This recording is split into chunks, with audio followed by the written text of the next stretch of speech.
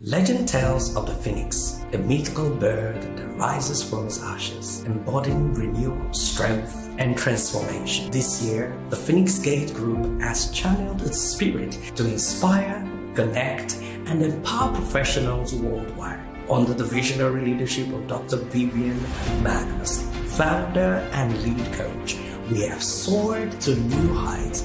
Let's take a moment to celebrate the achievements, milestones, and impact of this past 4 months. In just 4 months, Phoenix Gate has strengthened its professional network of nearly 1,000 members. Together, we have reached over 30,000 professionals in the US, UK, Ghana, Nigeria, Uganda, and Kenya. From LinkedIn sessions that drew nearly 1,000 attendees weekly to live events attended by 16,000 individuals, our reach and influence have been extraordinary. The hard work and dedication of the Phoenix Gate team have not gone unnoticed. This year, our community was honored with a prestigious Social Impact Award of the Year and recognized as the most impactful community of the year. These accolades reflect our unwavering commitment to driving positive change across global communities. Beyond career development, Phoenix Gate has made significant strides in public health. Collaborating with international and non-governmental organizations, we have led impactful medical campaigns and health education programs. The expertise of Dr. Magnus as a public health expert and Scrum Master has been instrumental in these successes. Are you struggling with your online visibility? Have you ever imagined that you could be a commanding influence and established as a thought leader in your industry? Are you focused or under pressure about an uncertain career future? How about landing your dream job opportunities? At Phoenix Gate, we have reached over 30,000 professionals and business leaders all over the world, breeding thought leadership, global visibility, and excellence. We support, train, and set you on our platform to shine while showcasing your expertise to the world. As we reflect on this incredible journey, we are filled with gratitude of our members, partners, and supporters who have made this achievement possible. Phoenix Gate Group is not just a network, it's a thriving community committed to growth, impact, and excellence. Here's to even a brighter future. We rise together.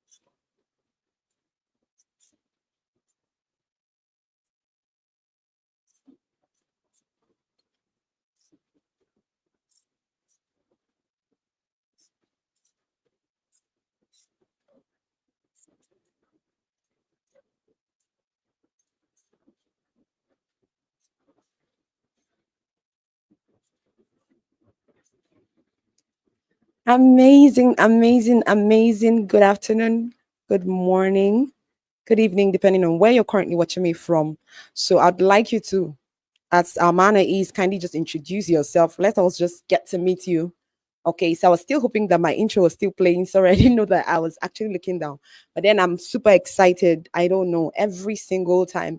It's always an amazing opportunity to show right into your homes, workplaces, and exciting other opportunities. Well, like I said, this is my manner is to always consistently prepare to come here and of course share light. Today we're going to be starting two things in one. And for one particularly, I'm super excited because like we said, we're going to crack a lot of codes, right? And we are not afraid to start.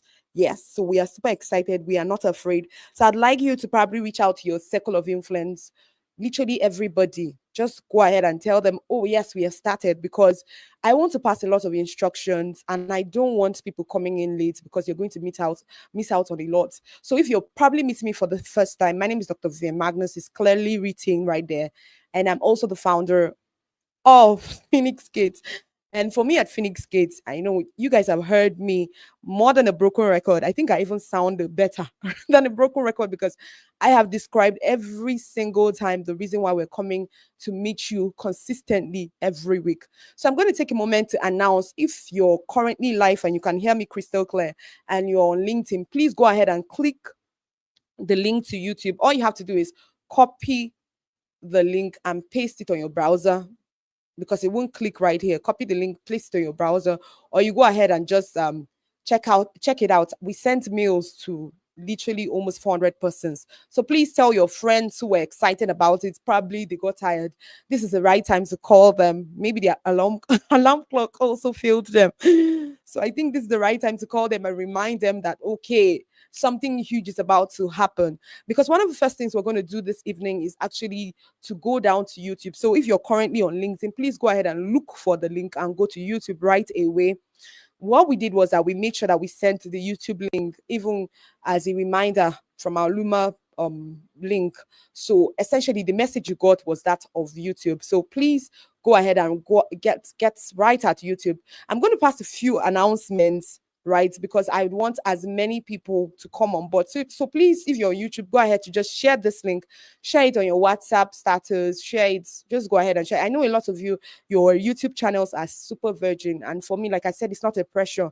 For those people who got the our newsletter, of course, I have over, I think about close to 9,000 persons subscribed to my YouTube, no, my what's the word now, my newsletter. So I was able to literally show you some of the things we did with the first batch of persons that we did this challenge with, right? So it was in literally 4 days we're already getting results like 1.5 views.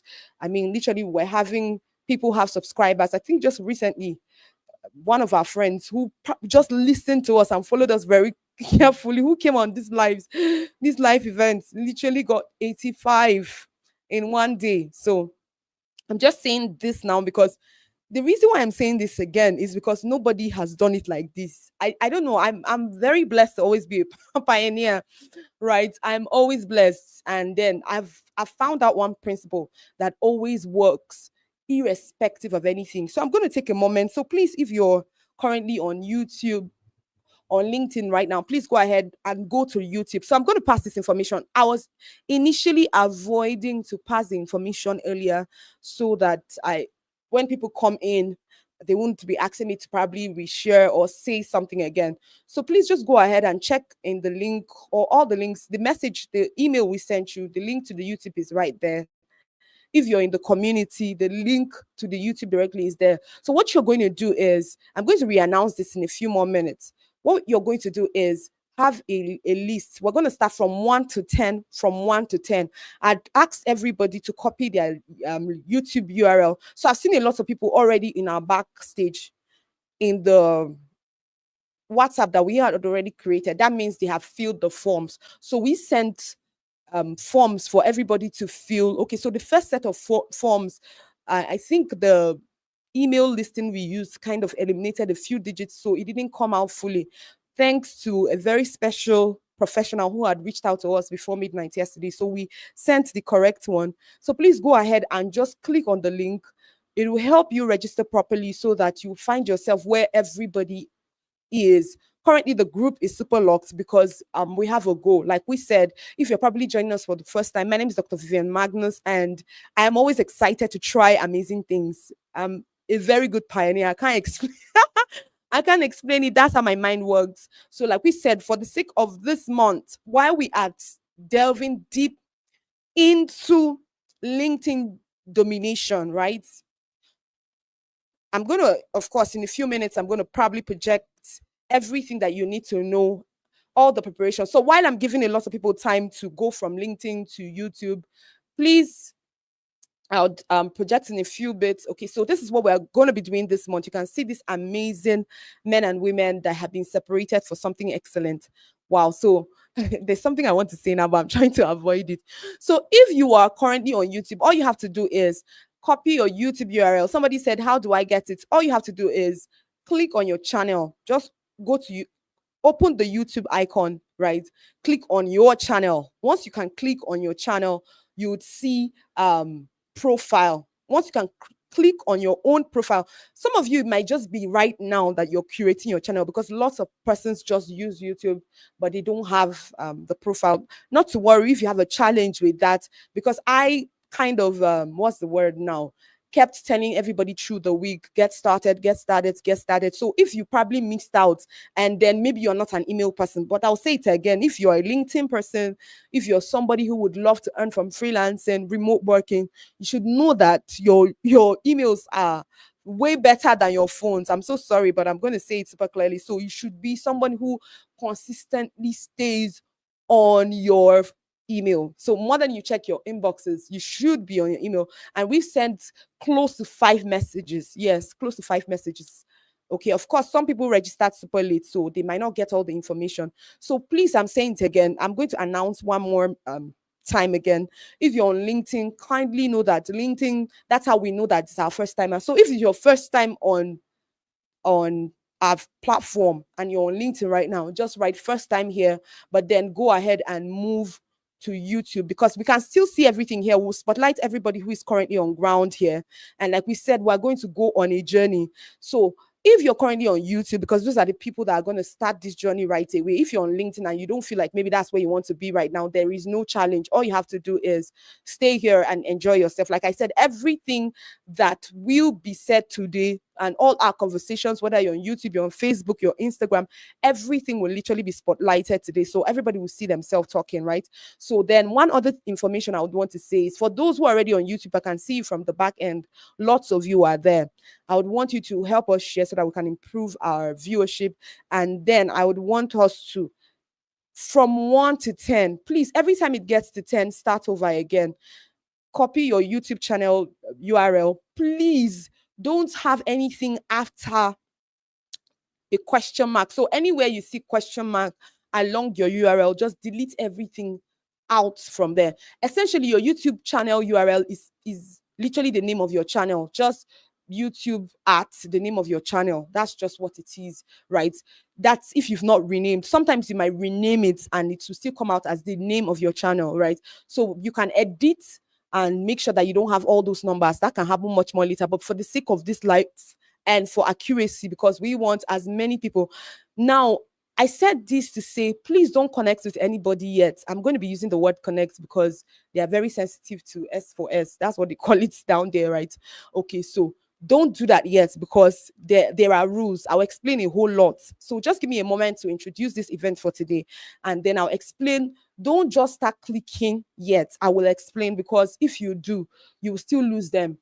That's why I want it numbered so that nobody misses out and everybody gets to at least grow. So even if you came with 0 today, I'm going to be saying congratulations, because if the numbers we plan for are up to the amounts we're going to have on board, you should be living with nothing less than maybe 50 subscribers, 20 subscribers. Yes, our goal is 1,000 people coming in live. So I would ask you again, if you need to share, please go ahead and share. If this is your first time on LinkedIn, that's lovely. Just write first time here, just introduce yourself and click on the link. I just dropped it again. You can just check my last post. Just this, there are 3 dots right at the top of this event currently streaming, all you have to do is click on the three dots. You see my profile. Just go ahead and see my last post. Everything is there. I sent all this information because I know that it might sound a little technical, right? But then I said there's no challenge. What we're going to do is we're going to give a little moment to introduce our event. And partly because our speakers are super busy, some of them are not so disposed, but we just said we have to move on them to make sure that you are having double barrel today. So today you're going to be growing on your YouTube as well as making plans. Some of you already have figured it out on LinkedIn, but we want to give you a landing ground. Yes, that's the word. But I noticed that a lot of persons, I mean, literally lots of people, once I click on their YouTube, there's literally nobody there. Nobody there. So even if we say, okay, let's just quickly get you in and say that okay, so somebody's making me laugh backstage. God have mercy.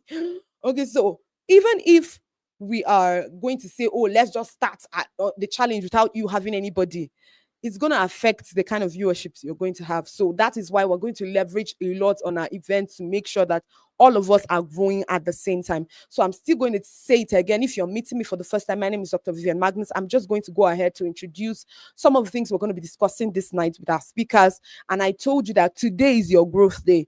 I'll say it again. Please don't repeat your links more than once. Once you put your link once, it's better.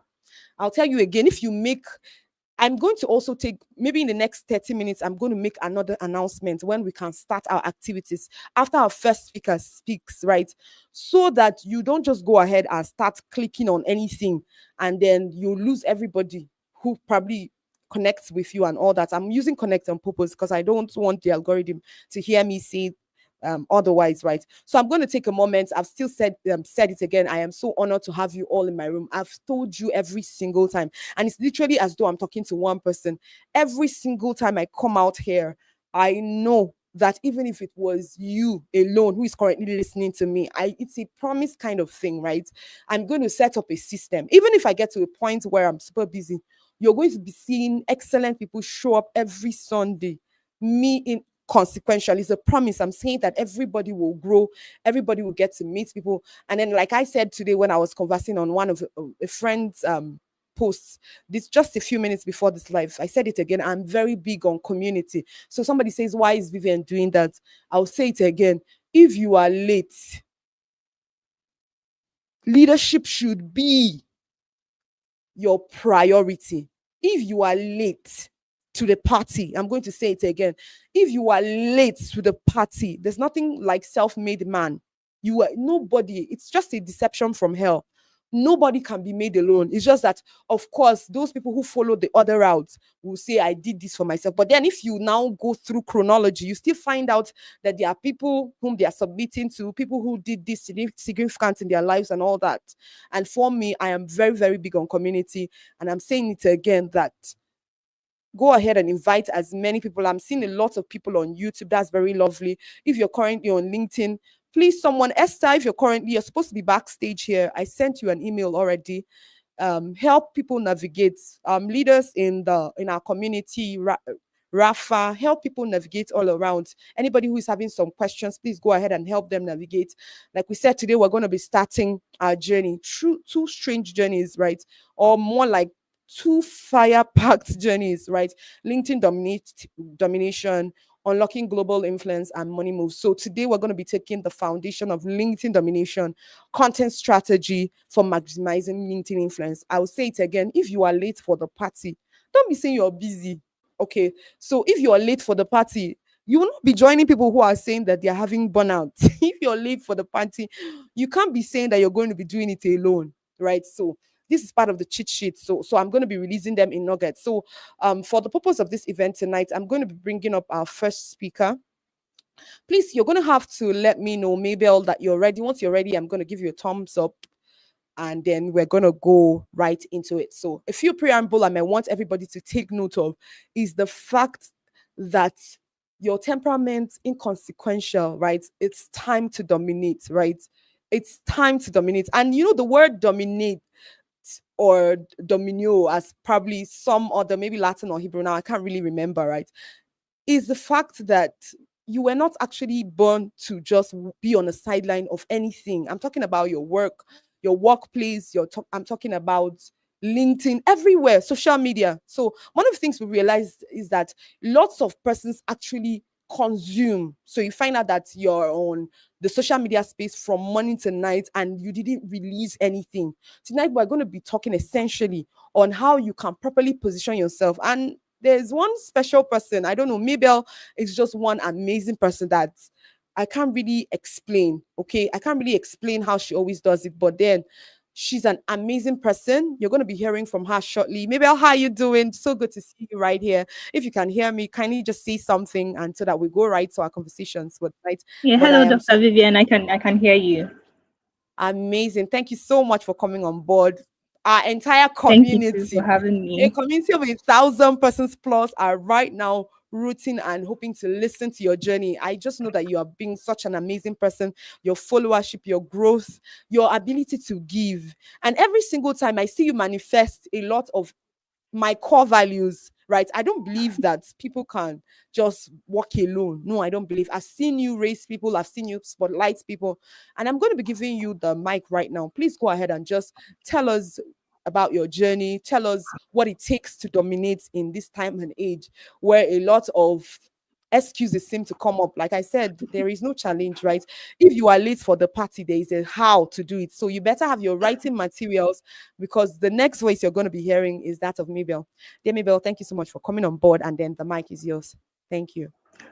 Okay, thank you so much, Dr. Vivian. Good evening, everyone. Good evening.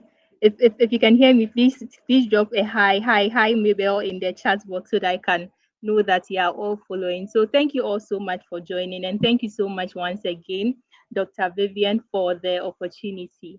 So today we are going to learn a lot. So as Dr. Vivian mentioned, if you don't have your notebook, please grab it because I'm sure you have about 3 notebooks full already from our short period from now.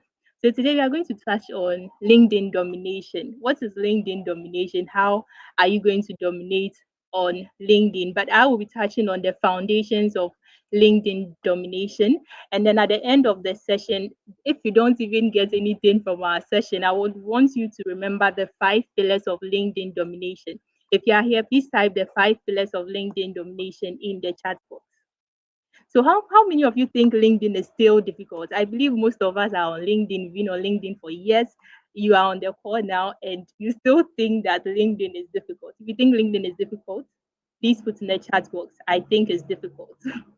If you think it's cool, just put cool there. All right. So how many of you also think that you can dominate on LinkedIn?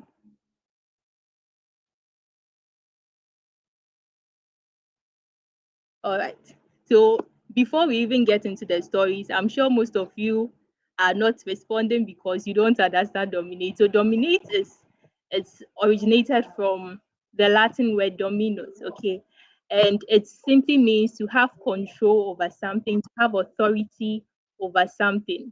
Okay, so if you are taking dominion over LinkedIn, if you are taking dominion over LinkedIn, then know that you are being authoritative in terms of the area that you find yourself. You're having control over your stance on LinkedIn. If your goal on LinkedIn is to get a job, is to sell your skill, is to monetize any skill at all you have based on what's your goal on LinkedIn, then once you dominate your presence on LinkedIn, you're going to achieve any goal that you have set for yourself.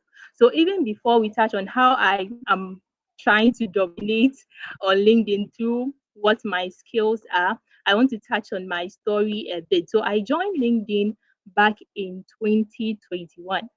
I joined LinkedIn with no purpose, with no aim, just because my roommates asked me to join LinkedIn. So I joined. But here, remember, I did not have any goal on LinkedIn. My goal was just to join because my roommates asked me to join. So I was on LinkedIn for over a year, from 2021 to 2022. But then I did not do anything on LinkedIn. I stayed on 30 connection, which I do not even know how I managed to get that. In fact, I didn't even know what connections was about on LinkedIn. So I stayed on LinkedIn for 2 years with nothing ongoing. Then I chanced on a course some time ago on the theories and a little bit about LinkedIn. And then I registered. I registered not to even get to learn about LinkedIn or to get any job opportunity, but to kind of network with the trainer. So after I networked with the trainer and also learned something from LinkedIn. I wasn't serious again because I've already achieved my goal. That's to network with the trainer. So I wasn't really implementing anything again until 2023. I saw, I think I saw someone make a post on LinkedIn on their link, their state or LinkedIn on their profile, their state WhatsApp status, and I decided to give it a shot. I started trying to create content, optimizing my profile, etc. But I wasn't really consistent until 2024. I decided to give myself a birthday present by just being consistent on LinkedIn, at least to test what I've been hearing people to say. I keep hearing people saying that LinkedIn is full of pressure, LinkedIn is full of this. But I decided to give it a shot and then try and share my stories. By then, I was a student and I was an entrepreneur. So I was sharing stories around me being a student, me monetizing my skills, my journey, etc. And I realized that people were really following along, and I started getting people to buy into my ideas, people to patronize my skills, people to patronize my business, etc. I realized that so LinkedIn is actually good and can actually help me achieve my goals in terms of business. So then I started from there. All of a sudden I started getting business opportunities, speaking opportunities, influencing opportunities, awards, and many others. From there, I decided to stay there and then really make the most out of it. So then I decided to really brand myself. And in between 2023 and now, I've been able to grow my followers from the 30 connections that I had. And currently, I think if you should check today, if you're on the page now, you can check my profile. Currently, I have over 48,000 just within a space of a year, just after I started being consistent. So I realized that LinkedIn can really help you and even help you achieve more goals than you really even plan to achieve. So if I've been able to achieve this, I know that you can achieve this too. You can also dominate in any field that you find yourself, any industry that you find yourself on LinkedIn. All right. So one thing that I really did that really helped me, even before we get into the 5 pillars of LinkedIn success or the 5 pillars of dominating on LinkedIn, is understanding my why, finding my why. Remember, firstly, when I joined LinkedIn, my goal was just to fulfill my roommate's whatever she asked me to do, just to join to network with students. So I just joined. I wasn't really serious. My second goal after I started being serious was to network with the trainer. After that, I wasn't serious again. So this third time, my goal was to brand myself and find myself being known as the go-to person for brand identity design and personal development advocacy, because I was advocating for students' growth, etc. So if you check my profile, you see something like that there. So I decided to, that was my new why. All right. So if you are here and then you don't know your why on LinkedIn, please put in your notebook, write something in your notebook. Why do you want to be on LinkedIn? Why do you want to be known? Okay. So some of the whys can be building your professional brand, having a supportive network, having a supportive community, establishing yourself as an expert in your field, or landing a dream opportunity, or even monetizing your skills. Okay, so just go through any of these and try to craft your why from it. So let me just give you about 2 seconds. I want to make it practical, and then you can drop your why in the chat box. Okay, so I'm waiting to see some whys in the chat.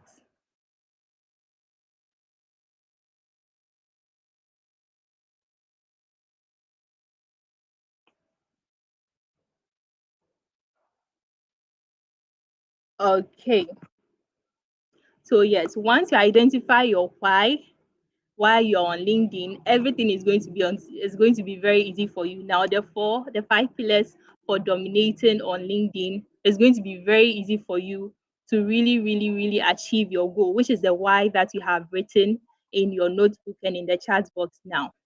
So the 5 main pillars for LinkedIn domination. I'm sure some of you are already you're already writing something in your notebook already. So let me quickly jump into it. before we even jump into it again, I don't want to rush you into it because I just want you to optimize your mind. I'm sure most of you have been optimizing your profiles, etc., but you've not optimized your mind yet. You still think LinkedIn is difficult, even after all I've shared here. I'm sure most of you think LinkedIn is difficult, but please optimize your mind. Okay, know that LinkedIn is not difficult. Change that mindset. Okay, with the right strategies that I'm about to teach you now, I believe that it's going to be very easy for you if only you implement. Okay, if you learn it and you don't implement it, just know that you are still going to be on zero. You are not going to improve. Okay, so the first pillar is profile optimization. Profile. Okay, Cynthia says her why is to conquer her fear. Great, great. But then you still need to make it a bit concise. Conquer your fear in what exactly? Okay, is it conquer your fear in standing out or coming out to share your story? What exactly?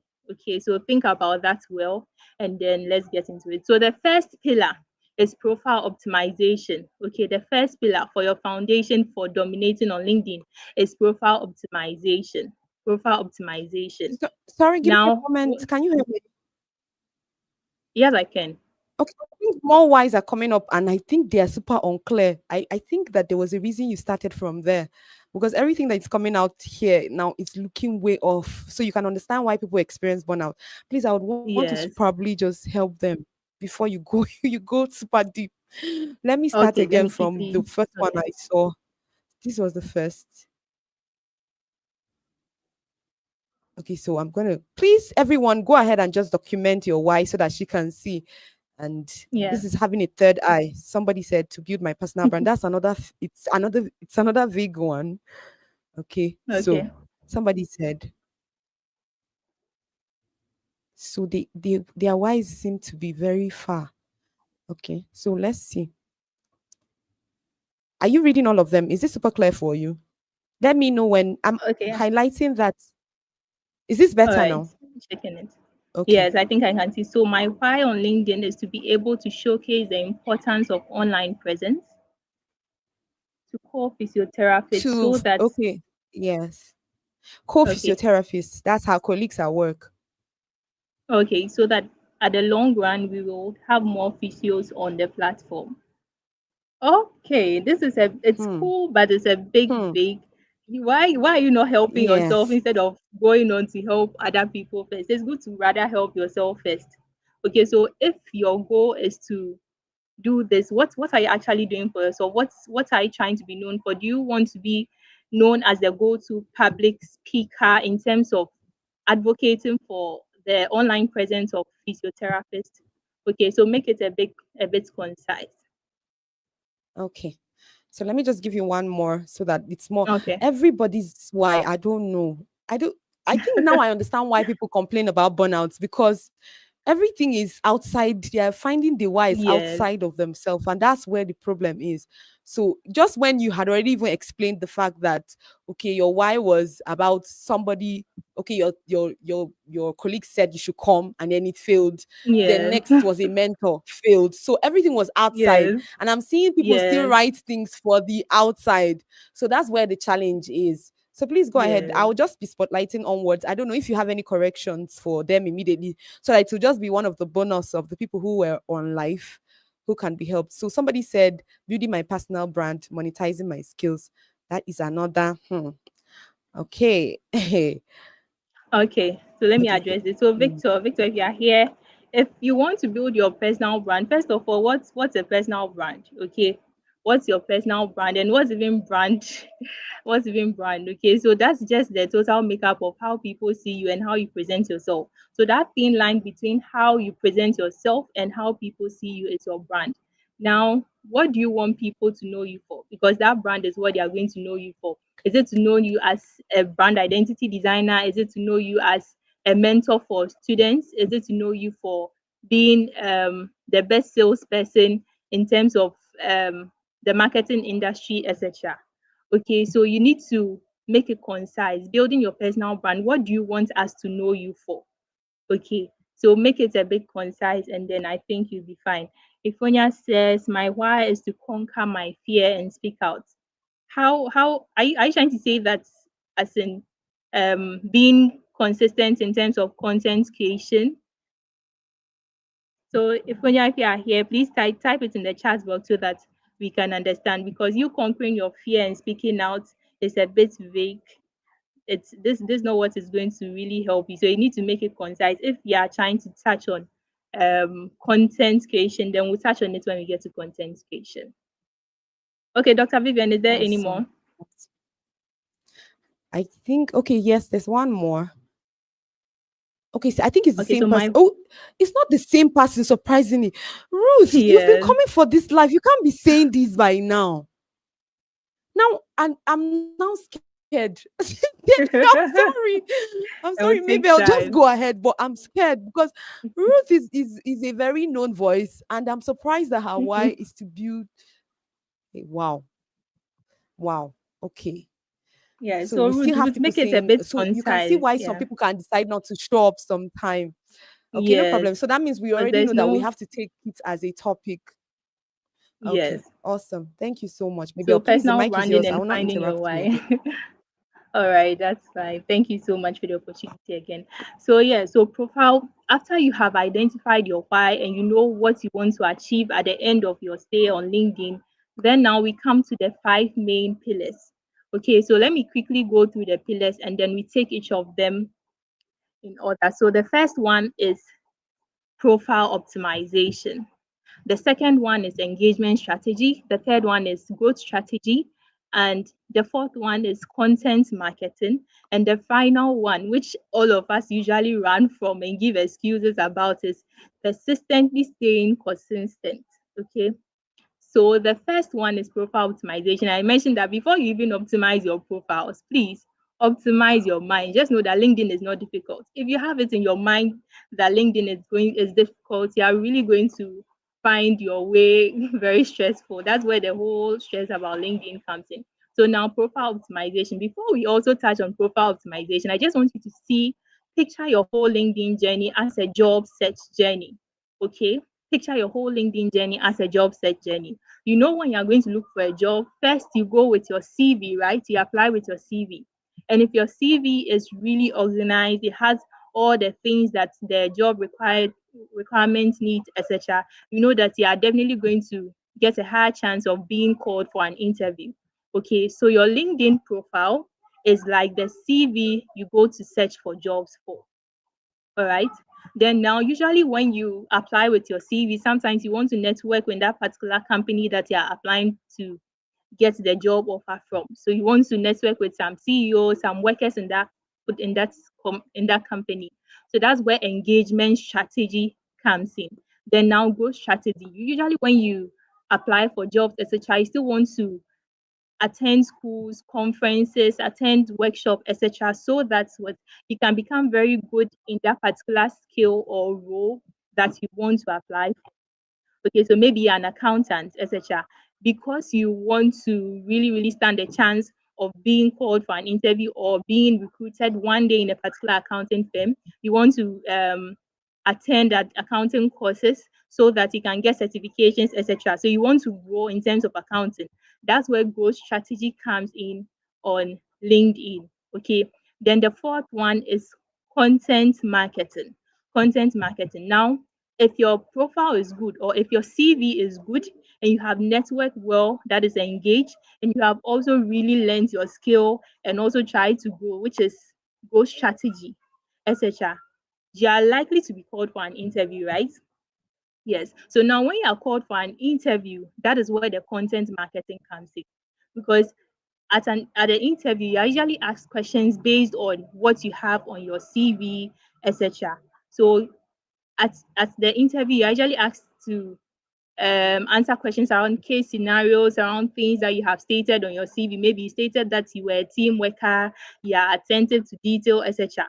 Or maybe you are skilled in graphic design, you do this, etc. So you are going to be questioned based on that. That is where content marketing comes on LinkedIn. So based on the profile that you have and the engagement that you have done with your community on LinkedIn and you growing by attending maybe events, etc., and then creating your content, it's going to be very easy for you to dominate on LinkedIn. And the final one is persistently staying consistent.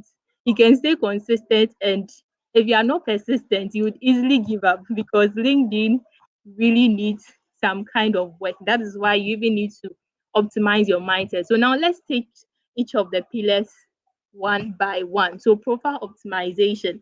So first, the when you take your profile, okay, when you take your profile, that is actually the first impression that your visitors really see. That's what gives them the first impression. Usually, when let's use the interview, the whole job search journey again. So now, when you are going for you're applying for a job and you are going to submit your CV or going for an interview, you know that you need to look professional for the work that you are looking for the role that you are looking for. So that is where your profile comes in. Okay, so your profile picture is very important when it comes to your LinkedIn domination. It should be a headshot with a clear background. The background can have your brand colors, and then it can have anything related to your brand colors. If you don't have any brand color, it should have a clear background that wouldn't really contrast with the outfit that you are wearing. And it should be a headshot. Your head should cover about 80 to 60 to 80% of your profile picture. Please don't use your full picture because it makes it difficult for us to identify you. So use a headshot. I realize that some of you, when we check your profiles, most of you have pictures of you and your superstars, etc. Please, this is not where you are coming to tell us that you have your friend is the president of Ghana, your friend is the president of US, you're taking a picture with your favorite mentors, etc. No, use a single picture and it should be a headshot with a clear background. Secondly, your name. Your name is very important. LinkedIn is not like Instagram and Facebook, etc., where you are going to use your nicknames, etc.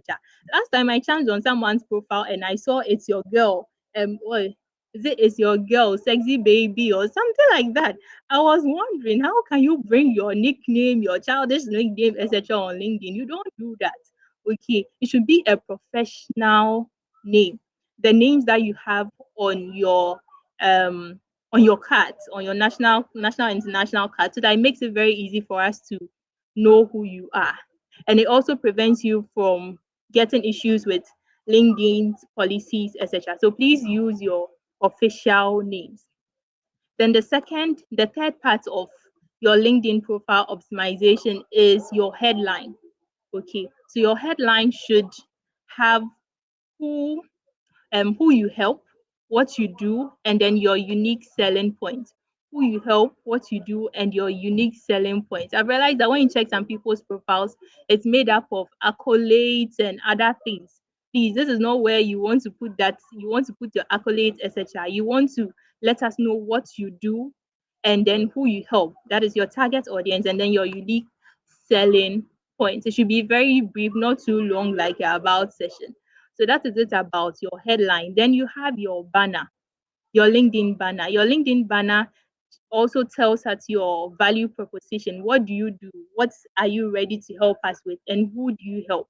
Just state it briefly over there. You can have some testimonial, a very short testimonial there. You can put there your a bit of your contact detail, but do not put your number there. Okay, do not put your number there because it's not a personal page, it's a professional page. So just update it with your value proposition. You can just create a nice design.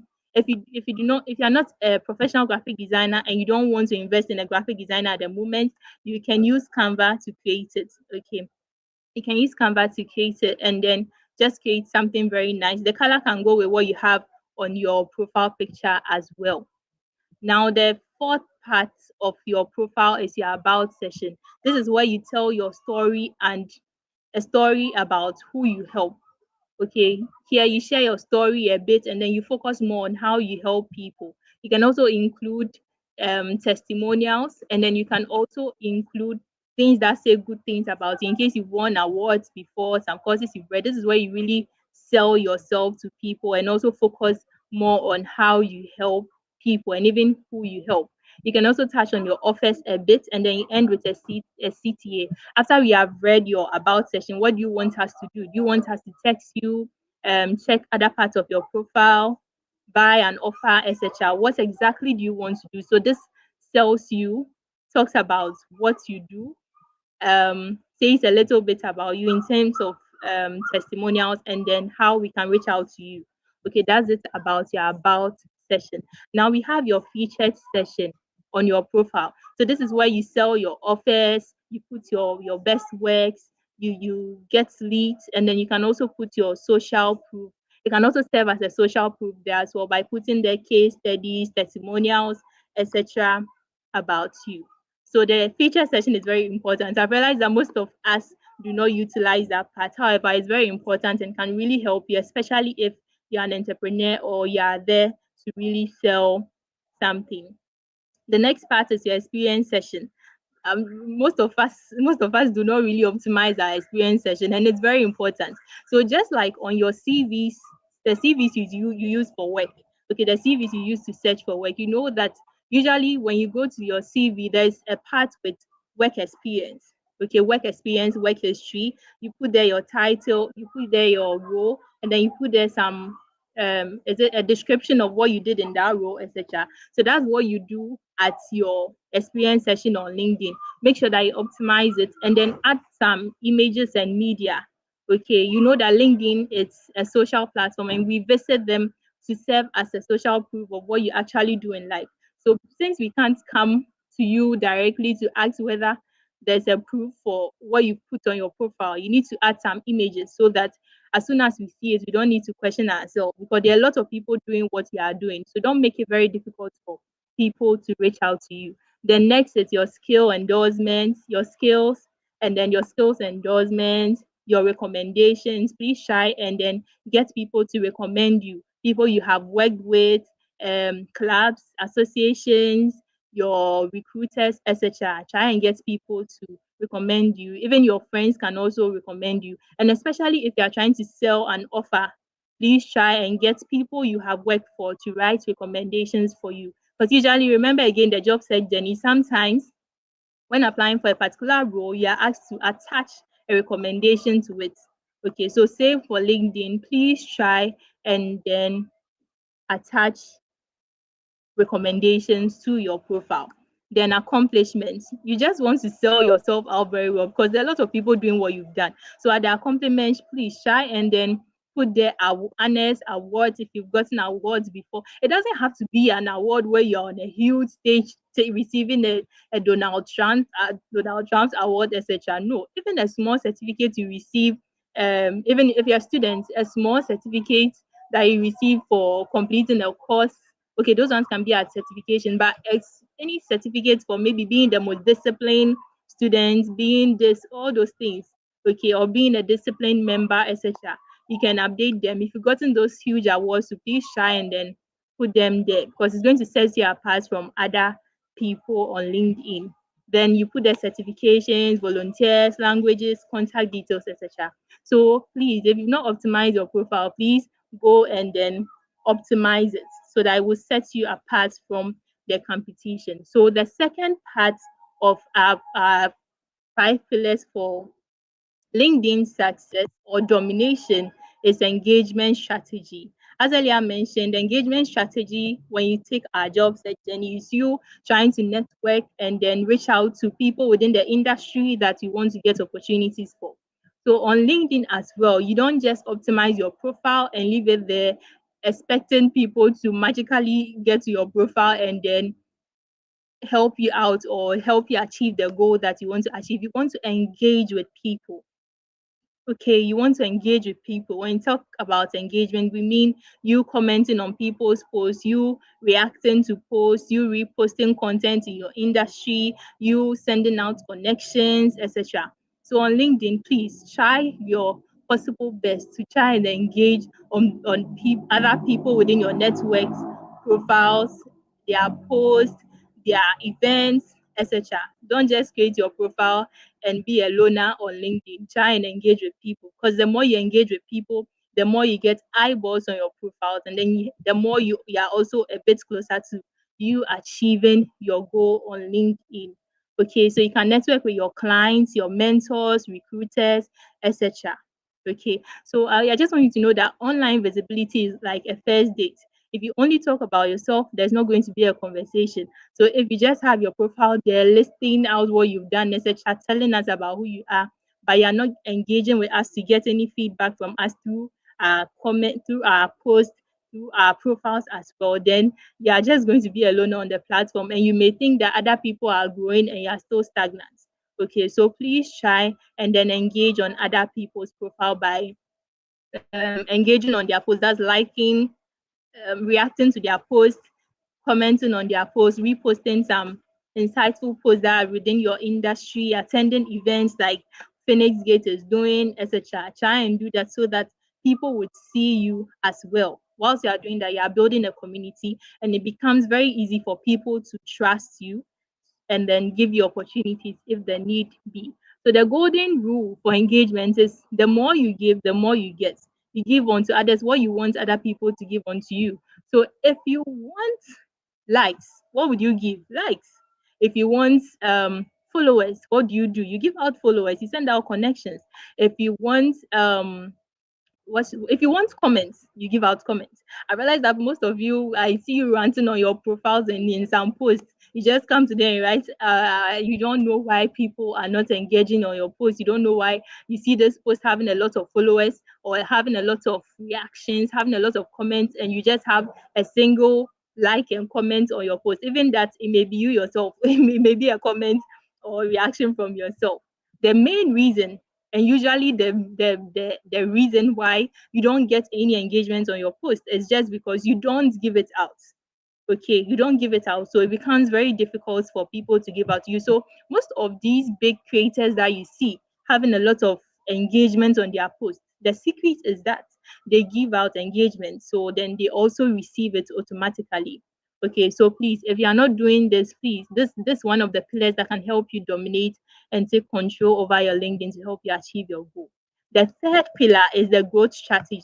Okay, is a growth strategy.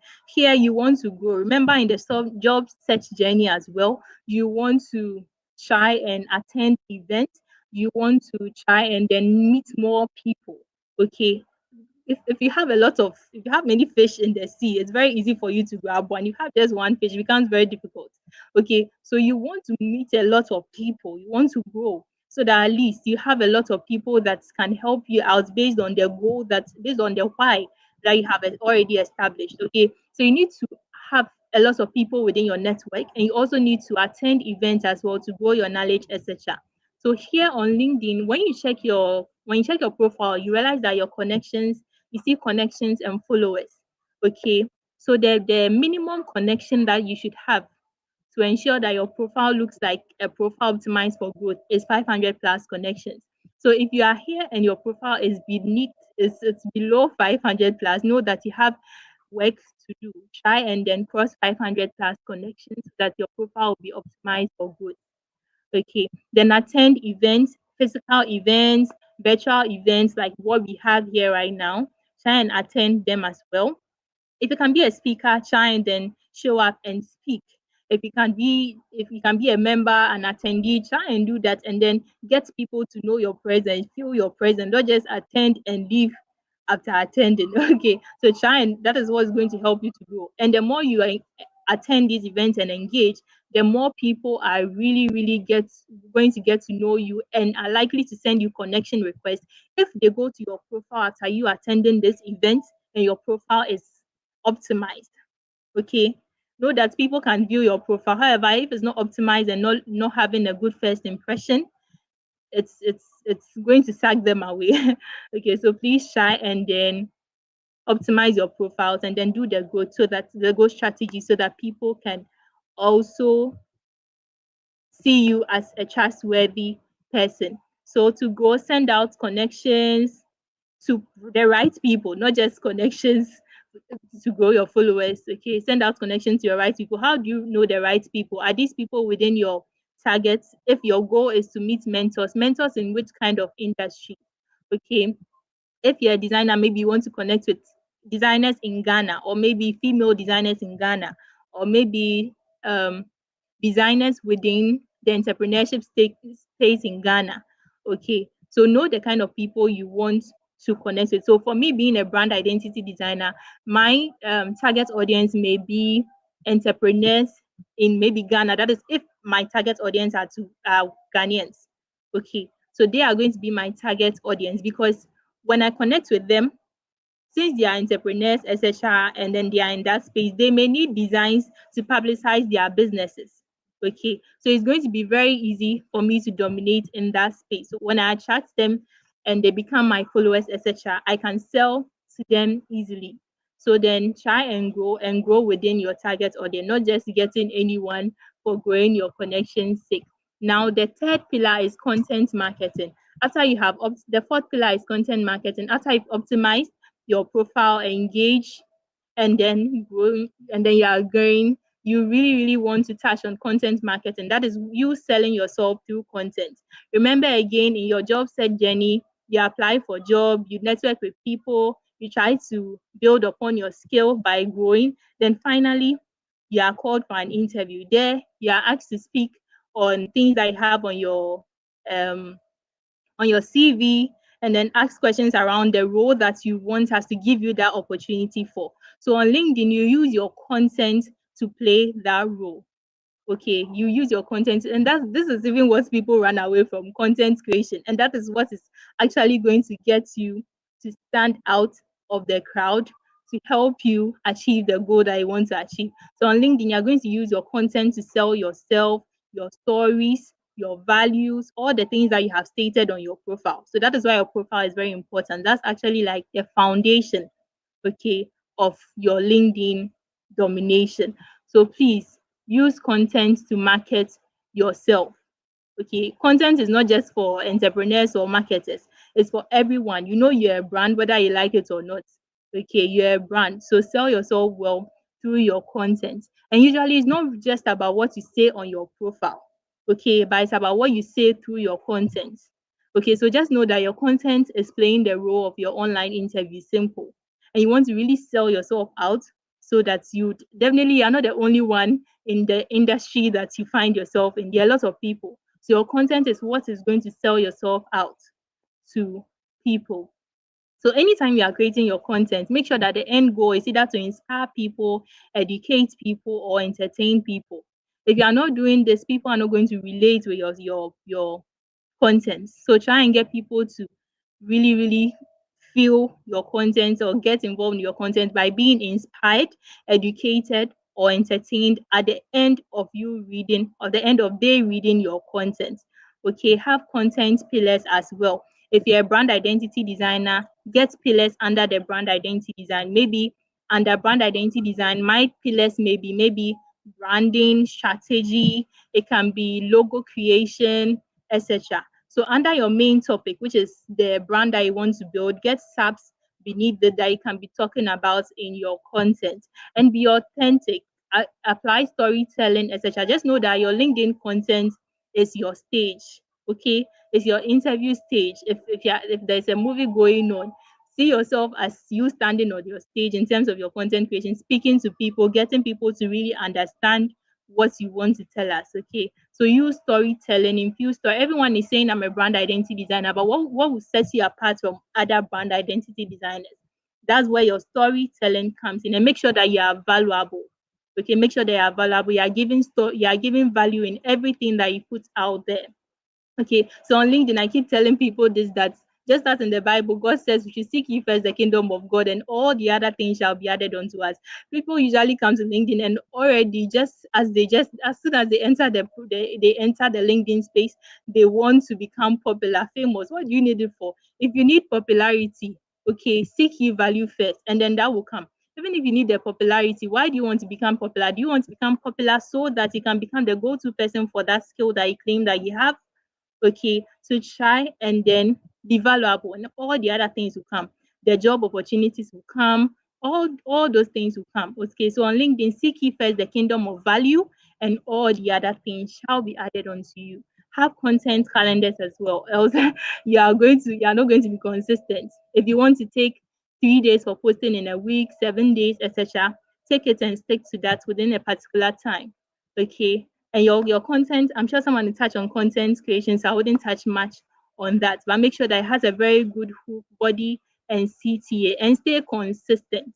Okay, that's what will keep you on top of minds of people. If you post today and then the next time we see you posting on LinkedIn is 3 weeks time, just know that we would forget you. Okay, so try and then stay consistent on LinkedIn, because that is what is going to get you on top of minds of people. And the final pillar is being persistently consistent. You can decide to be consistent, okay, but if you are not persistent, you would easily give up.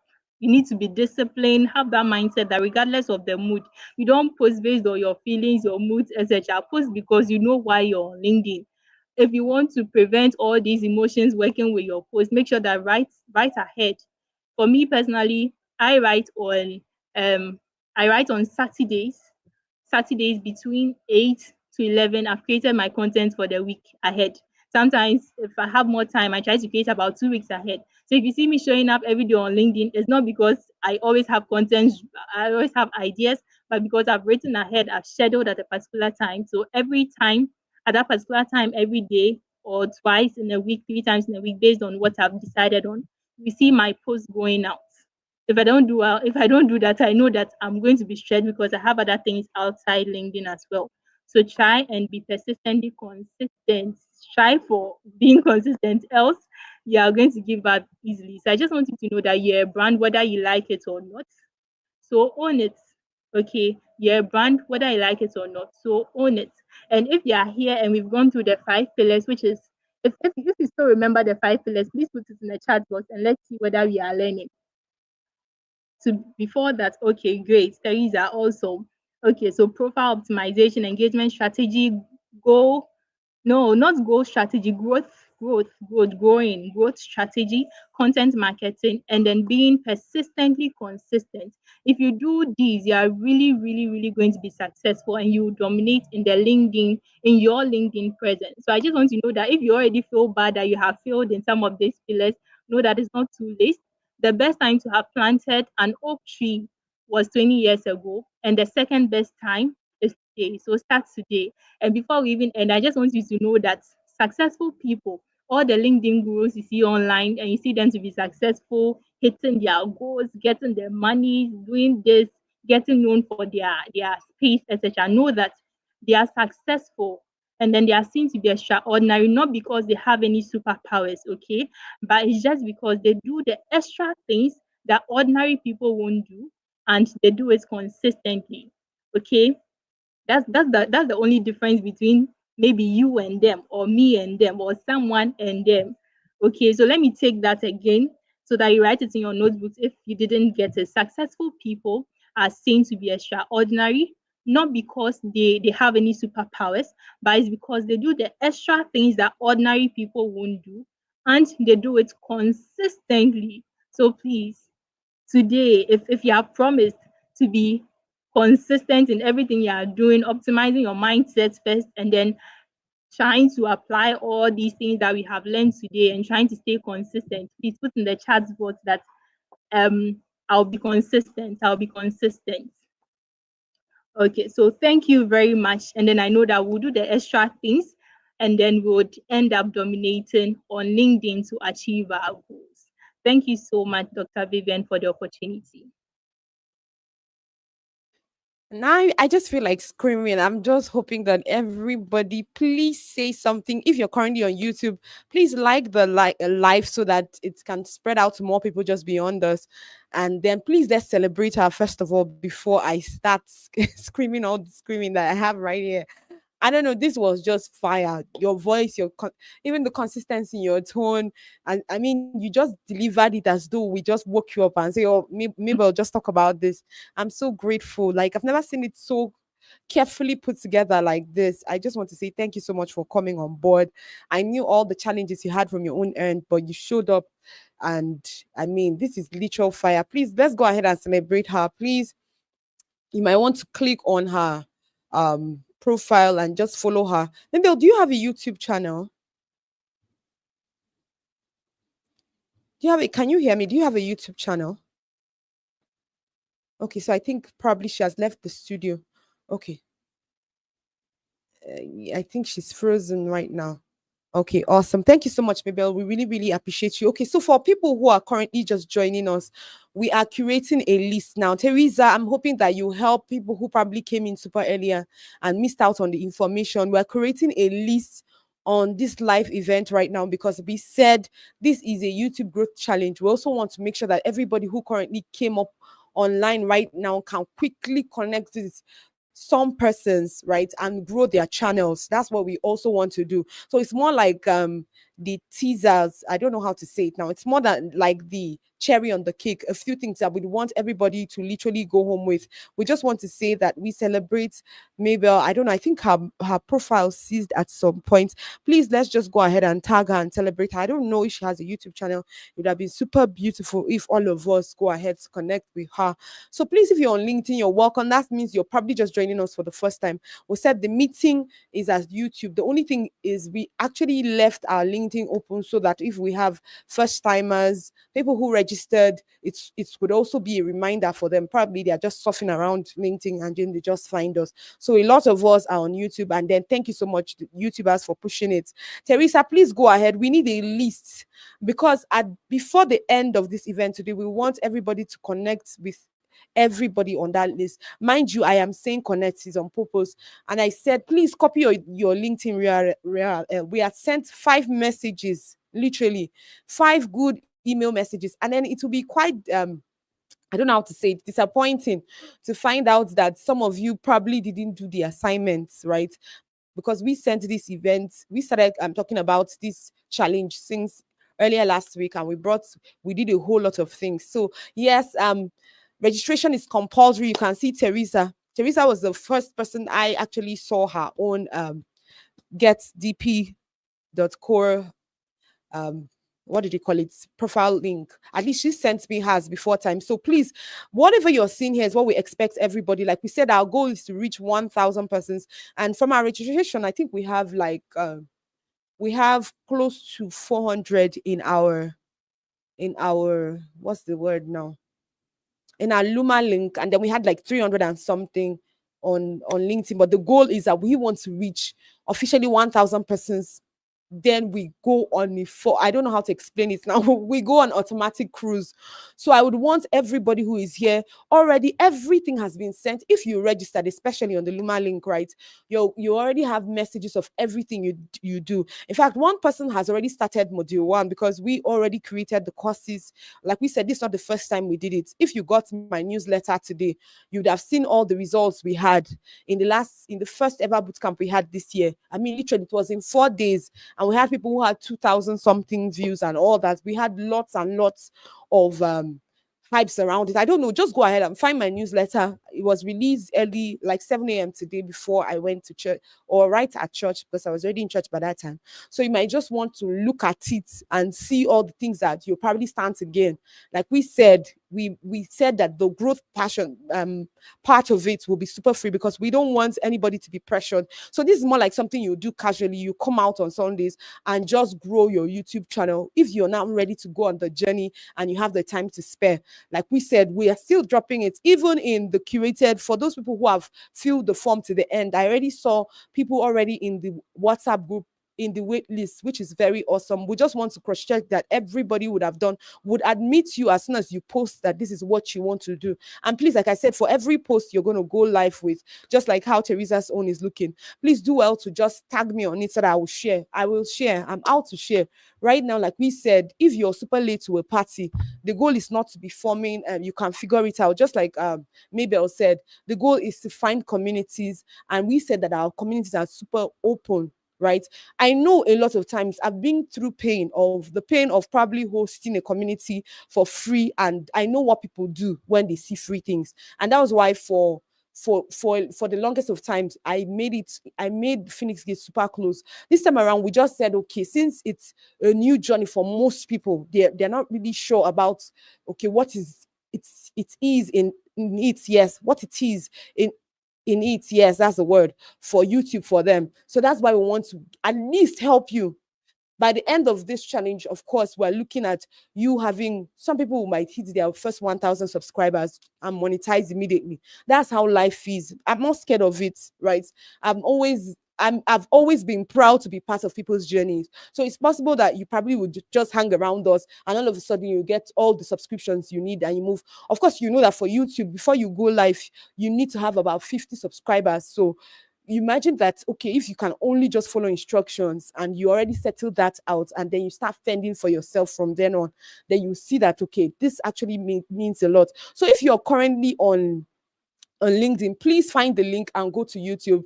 Teresa, Rafa, Esther, I'm hoping that all of you are coordinating people in that direction. I don't like the way that I can't even see a LinkedIn, a YouTube link already. We're saying that we want to ensure that everybody, at least for the people who are currently on live, I think we are like roughly about 40. We have like 20. I think we've been juggling between 30, 20 on YouTube, and then that same on LinkedIn. So if we had everybody in one place and we make sure that people, the reason why I'm saying the list is because YouTube, you don't just do connection for connection. I'm very, what's the word? I know what I'm saying. I don't want to use the other name, right? But I know what I'm saying, right? We don't want people connecting haphazardly. You will lose all the people you're connected to. Their bots, YouTube bots will find out that this is what you're doing. So we want something other, just in case you think you're trying to be smart by putting your links over and over again everywhere. No, we want a list so that whoever, of course, joins you today will be permanently with you, and we admonish that you turn on your notifications so that we can also see your growth, right? Turn on notification as well for this channel. Please, if you're currently on this live, just like the live so that we can also rank high. And I'm hoping that you're also going to pay attention to that when you start your own journey. Like we said, we're going to set you up. The goal, right, for it's mostly going to be a DIY because it's free, right? But every material you're going to need, I will make sure that I give it to you, right? But then, of course, people who would want a handheld, that means I will have to make a sacrifice, right, to now meet one-on-one. Of course, we'll see based on the number. Like I said, once we get to 1,000 persons, definitely you have weighed on me. I will have to make a way to probably go out of my way to make sure that all of you, at least within my power, gets as much contact with me. But the challenge I said I will always have is when you make things free, people don't take it seriously. And for me, that's a huge phobia for me. Now, I don't want to work with people who don't value their time. Okay. So that I don't come up for an event or a live event that I curated and it's just me trying to make one person understand, then the next week another person will just walk in and be saying that anyway that they missed this, what am I going to do about it? Where gifts are given like that, entitlement can be part of the issue. So we want to avoid a whole lot of that. So please, Teresa, I know you can hear me, and Esther and a few other persons who are currently on the YouTube chats, please would want you to align all these conversations, align all the links at once. So give me in blocks of 10 links. I don't want any of it to repeat itself, right? And I said, when I made that announcement, don't post anything that has after the question mark in your link. As soon as you've copied it, you see that there's a question mark. Most times those question marks are trackers. They just want to know, how did this person get to meet you? So we don't want anything like that. We just want you clean from the tracker out. So tracker is just after the question mark. I don't know. Let me do, because I should have probably just browsed a question mark and projected it, but like a symbol of a question mark, anything outside the symbol of a question mark, you're literally um going to anything outside the symbol of a question mark is a tracker. So please get it out of your link, else we will delete you from the list. Okay, so we'll delete you from the list. So please, Teresa, I know you can hear me now. Please pass through the conversations. Just make sure that we don't have anybody repeating. The thing is, if your link repeats, you're more at loss. So there's no being smart about it. You're more at loss because if somebody probably that you have already, what's the word, connected to, I'm saying the connection on purpose, right? If anybody whom you've already connected with connects with you, and they find out, they will take it out. So we are also trying to beat the algorithm here and just follow my lead, right? Just make that list. So I'm going to be going straight to our conversations. Before our next speaker, Blossom, if you're ready, please just send me an in like private, like an in chat. So within the studio, because my second device just turned off. So you send an in studio message that you're ready, and then I will get you on board. So, but before then, like we said, we're having a free YouTube challenge, and our goal is to get everybody that will be registered to be a part of it to be up to 1,000. I've told you the amount of persons that we've been able to get on board, and the rest of the job is yours. So please, we ask you to share this live, share it on WhatsApp, Facebook, anywhere. All you have to just do is to click on the right button. You see those three dots, you see share, so that we can have as many people on board. Because right now, it's the growth of everybody depends on it, right? Because like I said, I'm not comfortable with growing alone. I know that lots of persons might just host events and all that, and they are not bothered. But so essentially, this is my why. That's how I'm wired. So for some of us who came super early and we give opportunity to probably discuss what your whys were, you were just talking, in my tribe. Of course, thank God, after this life right now, you might not see some of the conversations that are held on the life. So please, I said, help us like the life. The likes for the life is not, I want the like the reactions on the life to be the amount of people who are currently on the life, so that we have a better ranking, right? So now this is me conversing back to what we found out. We found out a lot of people who were on this life event, they didn't really know their why. And that is crazy, because no wonder we can start we can have conversations like, okay, you are exhausted, you're having burnout and all that. You can't be saying that your why is to become, what's the word, number one person everybody will look at. If What's the word now, if they want to think of a personal brand, it's a good why, like it's a good ambition, yes, that's the word. But your why should be deep rooted in your wiring, in who you are. So that's why we're talking about authenticity when we're talking about personal branding every single time. But authenticity doesn't really mean, hey, see me, oh, that's not so I did. So sorry if you're from other parts of the world. It just simply means, this is the way I am, I cannot help myself. No, authenticity is being able to sit down. Like for those people who have passed through the boot camp, those were one of the things we made them do. We made them write a brand story that makes sense, a brand story that will make you wake up in the morning and post, no matter how busy you are. So for some of you who are asking every single time, nursing mother, how are you doing it? You have twins who are barely 1 year olds. You have a toddler. How are you doing it? The question will be, I am on this life every week. What is currently going on the background? Sincerely, before I don't want to use swear words, but you don't want to know what is going on the background of this event right now. And then the thing is, I'm not saying it to make you feel like, is this why she's here, or something is good, so that you don't think that everything is smooth, right? You need to have a why that will make you show up consistently. So even being number one in Nigeria is not enough. Why? The question I'm going to ask any other person is, okay, you become number one, you have those engagements. The question will now be, and then what?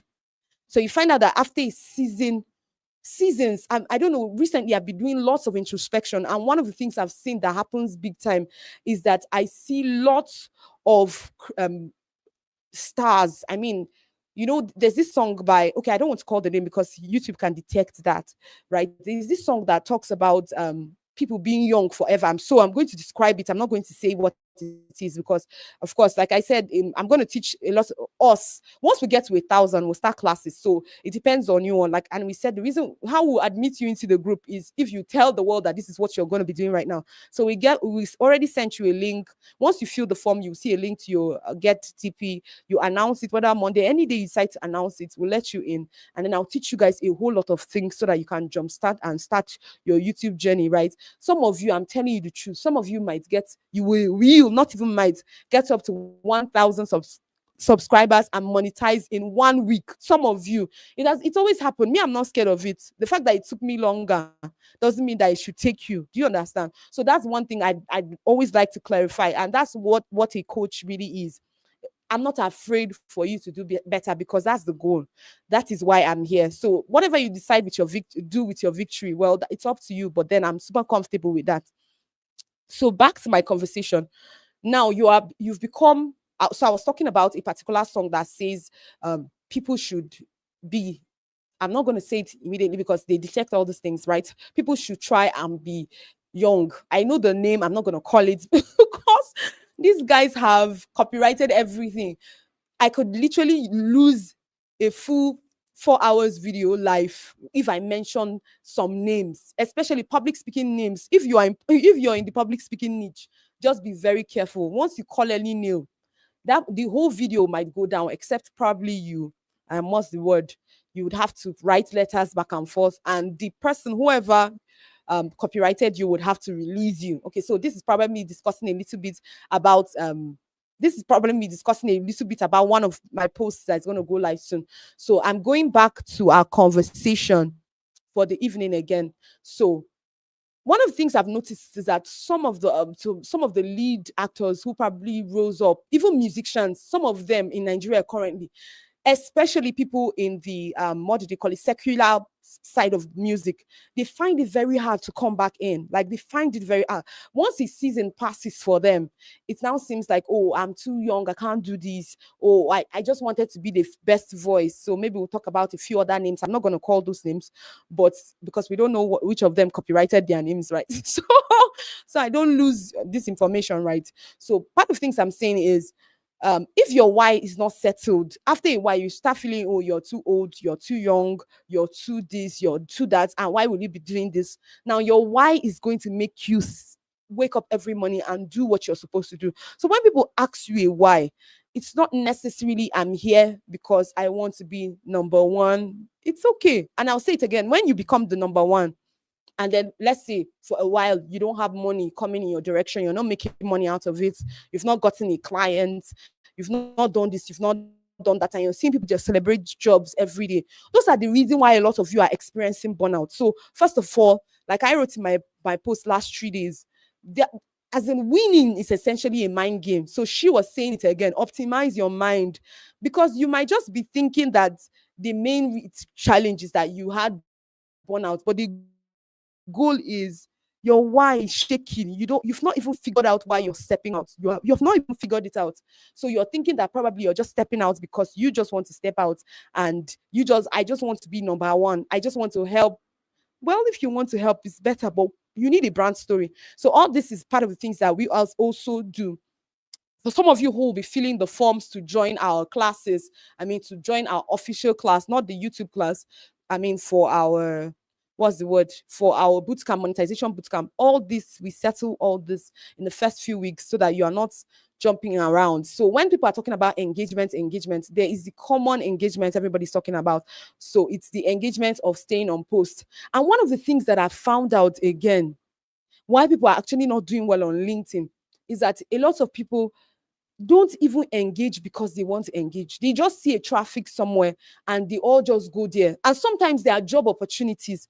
Sometimes there are free challenges that will change your life forever. Sometimes the what do they call it? The lead, what's the name now? The influencer actually said, I am willing to give 5 free calls. But because you're quick, you want to just leave a comment, let everybody see you.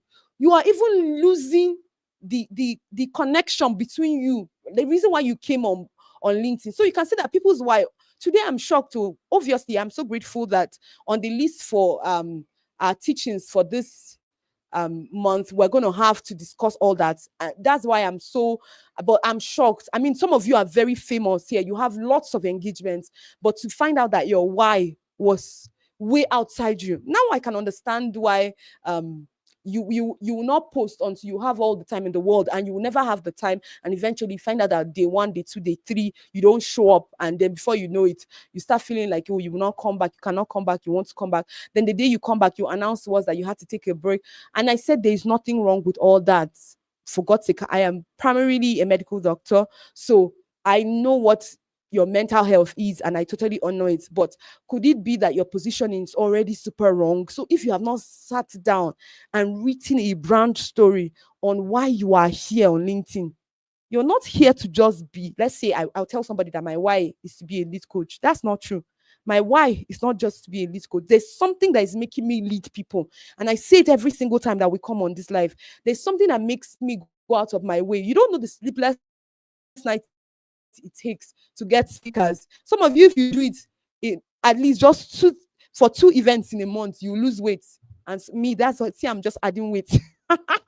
So I'm just trying to say all these things so that you understand, so that it's not that some days you now say, anyway, the only thing I can just do is I'll just send the message and tell everybody that, okay, for the sake of today, I'm too exhausted, I can't carry out this. So I'm going to be bringing up our next speaker. We have celebrations to do tonight, so please, I'm hoping that that list is already being curated right now, so that we have, once the list is intact, as soon as the second speaker speaks, we're going to come on board and then have more conversations and clarifications. So I don't know if you can hear me, just say you can hear me, and then I'll hand over the studio to our next speaker. Okay, awesome. So she says she's ready. Please, you're going to give her a moment. Where she is right now, she is not entirely in the place to have her camera on. Like, we hope, if you want to see her again, right? If you really want to see her face, just type "we want Blossom." Just keep typing "we want Blossom." Let her see it and know that, okay, the next time she's going to be coming, or the next two times she's going to be coming, she would have to turn on her camera. So the next voice you're going to be hearing is that of Blossom. Blossom, thank you so much for coming on board. I totally honor you. And then I would want to say that I'm super grateful. Thank you for this beautiful collaboration. And you made it super seamless for me. I would want to shower you all the love. And then one more thing, I would like to add that her birthday was yesterday. And I know we have a few other creators whose birthdays were today as well. But please, let's just go ahead and celebrate her. Just tell her happy birthday. For us at Phoenix Gate, today is her birthday, right? We don't want to hear that people didn't celebrate her. Please, so just go ahead. So Blossom, if you can hear me and you're ready to speak, the mic is yours. Thank you so much for coming on board, and I love you. So the mic is yours. So you're going to give me a moment. I'll do this. So just go ahead. So if you're here, I don't know why can I still awesome, so that while you speak, people can have a feel of you. Go ahead, please. The mic is All yours. right, all right, all right, Dr. Vivian. Oh my God, I'm so happy to be here. I wish you know how excited I am. When I came to LinkedIn the first time, you are one person that I have always admired. So when I got a chance to like come and speak at your event, I had to tell God, thank you. You actually did this one. So I'm so excited to be here this evening. And by God's grace, we are going to have a swell time together with the community of people that are here. So I am Blossom Afia, a content writer, a ghostwriter, a content marketing strategist. I think one of the questions I've gotten the most on LinkedIn since I came is, Blossom, how do you come up with your content? How are your content so good? What strategy do you use and everything? And one thing I've always told people is that there is no one size fits all strategy. Okay, there's no one size fits all strategy. In as much as I'm going to go into so much details about how I create content on LinkedIn this evening, I want us to understand that what worked for me might not necessarily work for you. And I even believe that there are some people here that already have a winning strategy. So it's not because I say this, you decide to do you leave what is working for you to do what is working for me. You understand? So we are here to dominate. I am a huge fan of dominion. I believe that when scripture says we should go into the world and dominate, it's what's for us. God knew what He was saying. So if you're not dominating in any area of your life, you need to rethink it. You need to go back to the papers. You need to go back to your structures. You need to go back to your vision board. And when we talk about dominion, LinkedIn is inclusive. When I came to LinkedIn, let me start with a little story about myself. So it was like I was confused at first because I didn't know what I was going to do. In fact, it was a lot for me. I saw people and I was like, how am I going to survive this space? How can I even survive this space? There were a lot of big people, like someone like Dr. Vivian. When I came, she was like a mini god. I was like, how is this woman doing this? What are they doing differently? And my engagements, they were very poor. But then over time, I started building the mind of a winner, the mind of a champion, the mind of a soldier that, okay, this platform can be difficult according to some people, but I, Blossom Afia, I must dominate. The way and manner it's going to happen, Whether it's going to take me 3 months, whether it's going to take me 6 months, whether it's going to take me a year, I told myself I was going to sit down and work and do the work and get the results. So the first thing I'm going to say to everybody here is that LinkedIn growth is a process. It is a process. It's not something you come and then in 1 week, 1 month, you just want everything to happen for you. You just want to be like on top, on top, on top, on top, on top. Yes, miracles do happen, but then there is always a process. So you have to take your time and trust the journey, okay? So I'm going to go straight into the journey and into my content this thing strategy. We are talking about content strategy for maximum influence. Okay. So if I want to tell everybody here that I necessarily do not have a particular strategy that works for me, that I am okay, should I say I 100% focus on, it might sound weird because first off, I don't even have a content calendar, and that's because I'm a spontaneous writer. So, like I said before, it might not be the same for you and it might not work for you. But then I want you to understand that this strategy of a thing is broad, it is vague. And whatever I'm going to say this night, just listen carefully, pick your pen, pick your books, and jot down as much as you can. When you go back, you try it out, try it over and over again, and see if it works for you. Okay? So I wouldn't tell you that I have a golden rule that would, you understand what I'm saying? All right, so let's get into the content.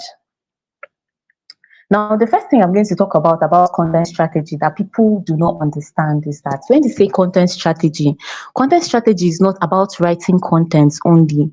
Because I hear a lot of people, what strategy do you use? How do you write your content? No, it's beyond that. Content strategy also involves the algorithm, your engagement, the way you monitor your growth, like per content, the metrics, the analytics, and every other thing.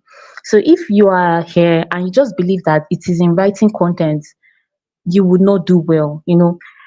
There's something the first speaker said that I love so much, where she talked about you write post, you engage, and when you engage, you're going to do well. That's very, very beautiful.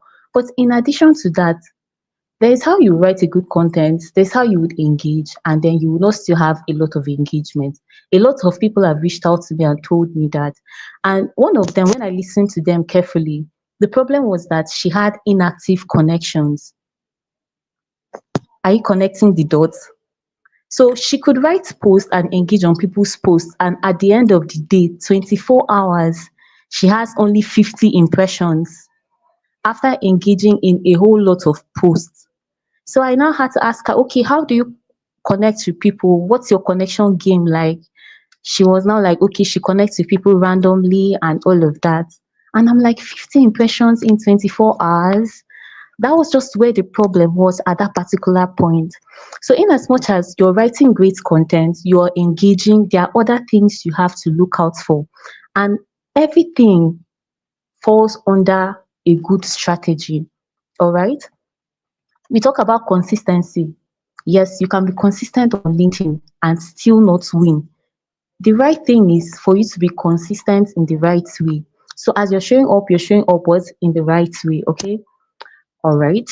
I think we've started on a good note because I have to like clear some misconceptions before we begin. So if you're still here on the live, I want you to just type I am listening, I am understanding, value, fire, and all of that so that it will give me the energy to reveal all that I have. Okay. So now we are going to start with understanding the algorithm, okay? Understanding the algorithm. In as much as people say that the algorithm is vague and everything, there are some little things I have noticed per time for me, because I don't just want to come and drop tips and hacks. I want to tell you what has worked for me personally so that you could also try it out for yourself. By God's grace, it could also work for you, okay? When it comes to the algorithm, this is what works for me. Um, the first one is engagement. Yes, the first one is engagement. LinkedIn will always favor engagement if every other thing is in place. You see that last thing I just said now? Every other thing should be in place. So LinkedIn favors engagement. So there was a time I made a post on LinkedIn and then my impressions were low. I told myself, okay, for the next 2 hours, I'm going to engage on LinkedIn, both on my posts, that is my comment section, and also on other people's posts. And do you know that my impressions doubled per time? Like it started growing faster than normal. So it's one thing to post, and then it's another thing to um engage, and it's another thing for your post to be seen and it goes out to people. So anytime you, let me just give you the secret tip now, as I've said it. Anytime you post a content and it's not doing well, try to double on your engagement that day. It is going to do better than what was supposed to be there. All right. That's the first thing I'm going to say. All these things still falls under our strategy, content strategy. Because I don't want us to create good content and people are not seeing it. The way I see content strategy is that you're creating good content and it's getting visibility, it's reaching the right people. Okay, so you have to create your content, you have to engage, like spend time engaging, especially if you notice that your impressions are not doing well initially. Okay, that's the first thing. Now the second one is engaging with people. How do you engage? Value. People say value. You have to put valuable comments out there. That's very beautiful. But at the point where you are maybe very tired during the day, or maybe you come back from work and you're tired, and you know you cannot sit down and carefully think about comments to type out for people, there is no harm in writing 2 sentences. You must not write an essay. Are you understanding?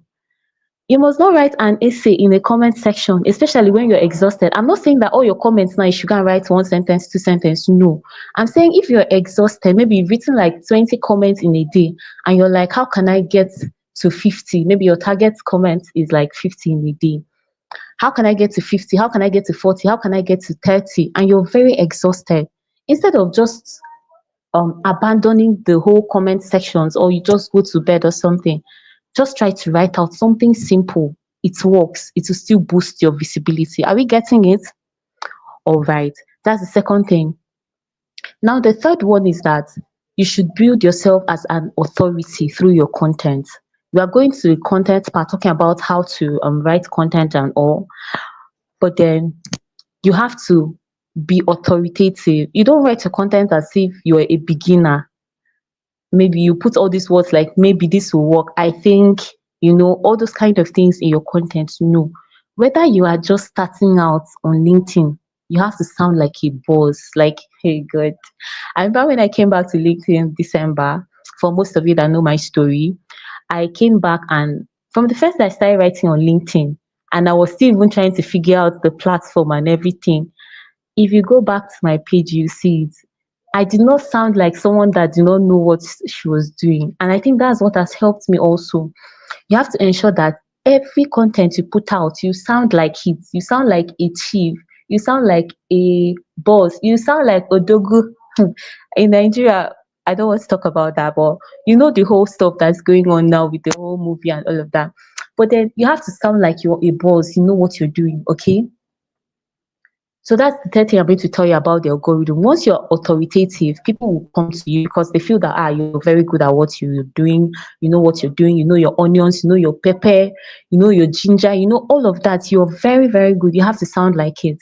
So that's some of the points I'm going to give you as regards the algorithm that will work for you. Please hold it so tight. The algorithm also favors, the last thing I'm going to add there is that when you like a post, you comment on a post, you share a post, each of them have like a different effect on your content and other people's content. Let me start with your own content now. If someone likes your post, the algorithm sees it one way. If someone comments on your post, the algorithm sees it another way. If someone shares your post, the algorithm sees it yet another way. So you see what we are saying? It's like a game. The algorithm is just sitting down to observe, okay, how are people interacting with your post? That's why in content creation, authority building is very important. And you too, creating a content that will spark engagement is very important. The more people like it, the more the algorithm pushes it. The more people comment, the more the algorithm pushes it. The more people share your post, the more the algorithm pushes it. All right. So I think I've done a lot with the algorithm, at least the little I have learned so far, and I hope it's going to help somebody. All right. So the next thing I'm going to talk about is um how to write high impact content, like the strategies and all of that. The first thing here is finding your unique voice. Finding your unique voice. When I came to LinkedIn, I had a boss. I still have her. It's not hard. I have a boss. When I called her that day to talk to her, I think she's like the first person I've spoken to very well on LinkedIn since I came, that has like mentored me. One day I'll talk about her like of my post. So she mentored me. She was like, Blossom, um, why are you on LinkedIn and what's your unique voice? I've been reading your post, but I don't understand how you sound. I like you are not sounding your sound. I don't know what you're saying on LinkedIn. And I'm like, I don't understand. I was really creating content every day. In my head, I was doing very well. But she was like, she has not been able to find my voice in everything I've been writing so far. She told me, okay, Blossom, go and sit down, think about it. How do you want people to know you? When people read your content, how do you want them to feel? She gave me 1 week, one whole week, and she reached back to me 1 week later and she was like, have you found your voice? I was not like, Ma, which one is voice again? Which one is voice? I've been writing content and all of that. She said, Blossom, you're not serious, so you're not ready yet. Go and find your voice on LinkedIn. So I had to sit down and think about it. Okay, how do I sound? How do I want people to perceive me? How do I want my messages to get across to people? And I started writing the following week. My like naturally. Like I'm like, okay, I just want to write the way I talk. That was one of the things that helped me because I can be very, very I can should I say I can be very, very emotional, yes, when I'm writing and talking, especially if I want to create messages for people. So I'm like, okay, Blossom, you can actually bring these emotions into your writing since that is natural for you. And that was how I started writing the first week. I think after the whole challenge I did December. So I started writing with a lot more emotions. Like I want people to feel me. I want people to know that it's a human being that is behind the phone and all of that. And I noticed that my engagement increased because one thing I've noticed about humans is that they are very emotional beings. So if you want to get the attention of human beings, you also have to be very emotional when you're writing. It's not like every time, it's not that you come and cry on LinkedIn or something, no. But then you have to add a bit of emotions. That was what worked for me. So I started writing content that week, and then I noticed that there was a very, very huge difference. And now, without her even asking me that question anymore, I read it in my comment section when people say it that, okay, wow, this is how you sound. When I see your post, I just know it's your post. Like, I like your post because of this. Like, when 50 people tell you the same thing, you know that yes, you have a voice and people have seen it and have identified that this is how you sound and they can easily spot your post anywhere. So it really helps. So you have to find your voice on LinkedIn. You don't have to sound like anybody. You see people like Divine Chukwuemeka, her contents are very unique for her audience. And I love it because anytime you see a post, you just think about Japa Queen, fun, you're going to laugh, you're going to smile, it's very unique and it works for our audience. But then it might not work for yours because you have a very, very different audience. There are other people that write, some of them are even more creative writers. They know how to tell stories in more creative ways. Like that is their voice, and that is what builds a very, very strong brand on LinkedIn. Okay, so I've talked a bit about finding your voice. Please, if you don't know how to find your voice, go and sit down and think about it. Ask yourself, how do you want to position yourself? How do you want people to feel you? How do you want people to know you? How do you want people to identify you as? Like, just do that little assignment and you're going to have a lot of results, I promise you.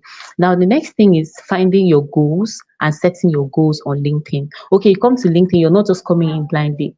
January, I want to achieve this. February, I want to achieve this. March, I want to achieve this. I was talking with a friend of mine 3 days ago, and he was telling me, Blossom, why are you not applying for jobs on LinkedIn, or why are you not writing conversion content? I'm going to go to that in case you don't know what it means. And I'm like, no, that's not what I'm looking for now. I am not looking for a job right now because I can be very busy. So I have a goal already. This is what I want to achieve by the end of March.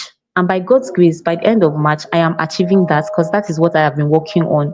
And the list of it has been dropped. Though I've been having a lot of inbound leads, and the ones I can accept and do, I do them.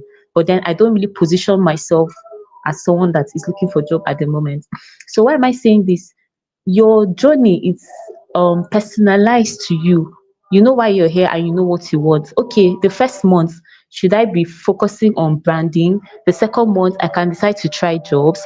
The third one, I can try to do lead generation. You know, all of those things. You have to have your clear goals on LinkedIn. So you don't just come and then every month is just passing.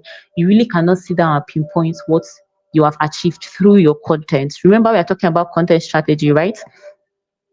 Okay, then you have to understand that they are content pillars. Some people position themselves as thought leaders, others are just very good at personal stories. All of their content are just stories. Others are educational content, how to achieve this, how to make let's say $50 in 1 week, you know, all of that, anything that will educate people. Some people position themselves as that also. Then the last one, conversational content, where you just ask questions, discussions. I think Perfect Nkani, she wrote a post like that last week on Friday, where she asked about the job market and all of that, volunteering and all of that. That's like a conversational content because everyone was just bringing out their ideas about it. So you have to discover, okay, how do you want your content to be? Do you want to be educational? Do you want to sound like a thought leader, like an authority? You have to decipher it ahead of time. All right. Now let's go straight to how to write engaging LinkedIn post. All right. It is a strategy. It is a strategy. I always tell people that no matter how good you are, if you are not a good content writer on LinkedIn, you might be seen. No, I'm not saying you'll not be seen because there are some people that believe that you don't have to do much. Some people just know how to position themselves and that's all. But majority of the cases, for you to be seen on LinkedIn through your posts, you must be a very, very, very, very excellent content writer. Why did I use the word excellent? Because there are many people doing what you are doing. So what is going to separate you from them is your content. It is your content. Once your content is good, you will have engagement. Once your content is good, you will have engagement. And some people that say, I followers no matter all of that. Me, I believe it matters because it adds credibility. So imagine now someone sees a post, let's say two people now side by side. The first one has like, let's say 500 followers and the profile looks very good. And the person writes post and have like 20 engagements. Then on the other hand, someone has like, let's say 1,500 followers and has like 100 engagements on the post. And the profile is also excellent. Imagine a recruiter coming over to like check for um who to pick for maybe a job interview or something. Who would he go for? Obviously he would want to go for the person with higher followings and all of that. Why am I bringing in this point is that you have to stand out. Do you know what to give the other person a better age? Is content. If the person's content, okay, in as much as the person does not have a lot of engagement, but the person's content is very, very different from this other person's content. The recruiter can be like, this is very good, like this is very good. This person is sounding different from this other person. You see why content is important. It's very important, irrespective of your followers, irrespective of where you are on LinkedIn.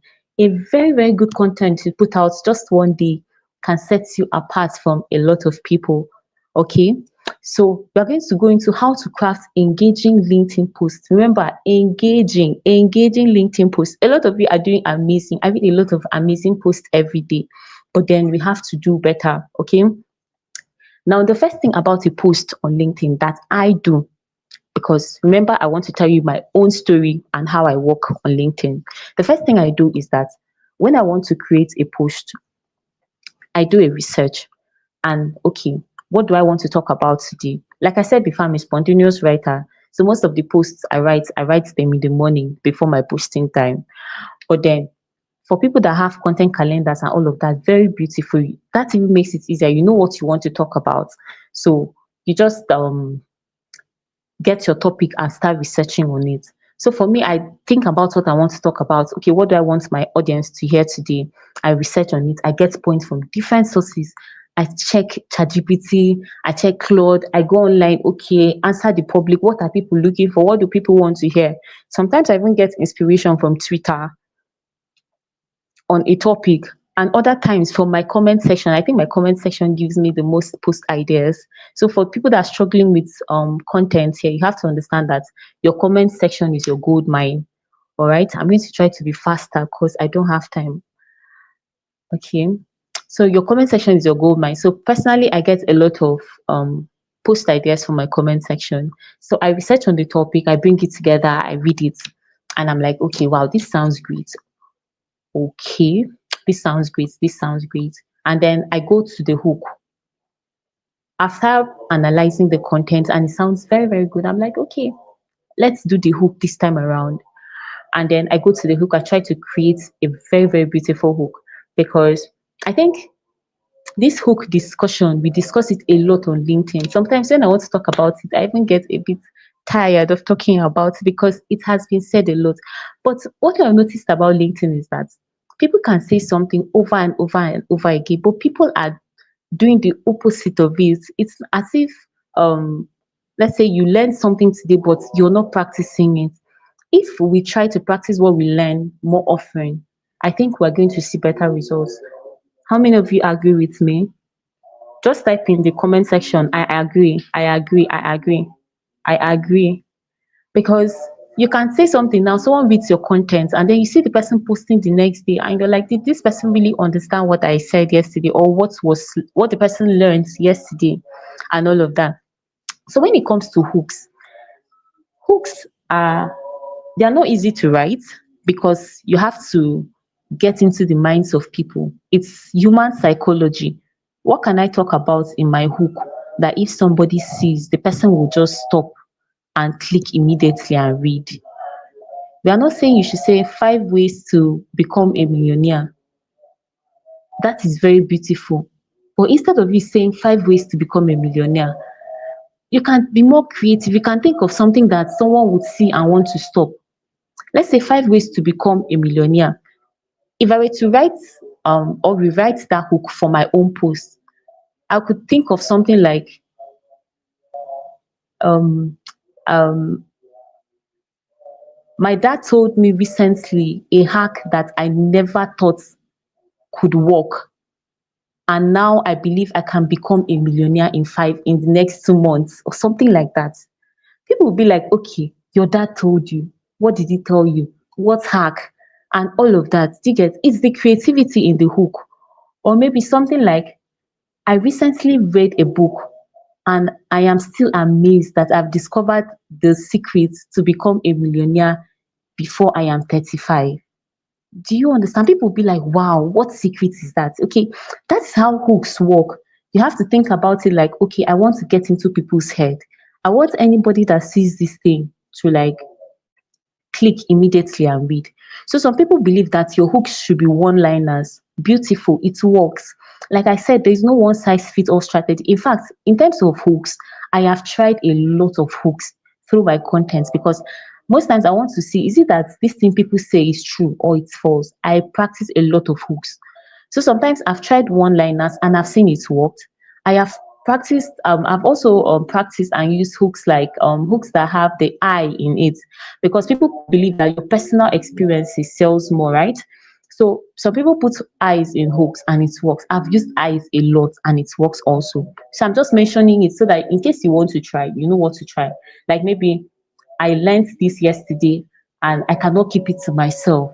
I need to tell you because I know it will help you. You know, something like your experience.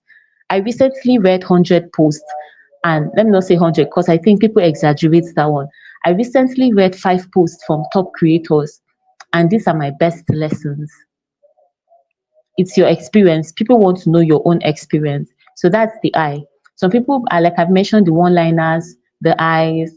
Some people also say talk about numbers. You should add numbers, maybe like the 5 days in number.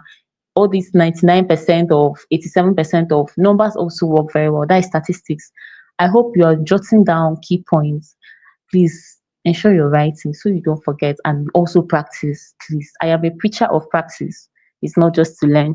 So you think about your hooks that way and you work on it. That is the I. Some people are like I've mentioned the one-liners, the I's. Some people also say talk about numbers. You should add numbers, maybe like the 5 days in number. All these 99% of 87% of numbers also work very well. That is statistics. I hope you are jotting down key points. Please ensure you're writing so you don't forget, and also practice. I am a preacher of practice. It's not just to learn. Then what else should I add about the hooks? Mm, yeah, experience. Just majority of the time, experience works. So you don't have to make it too long. I also have to ensure that you go through it. You use this orthodox.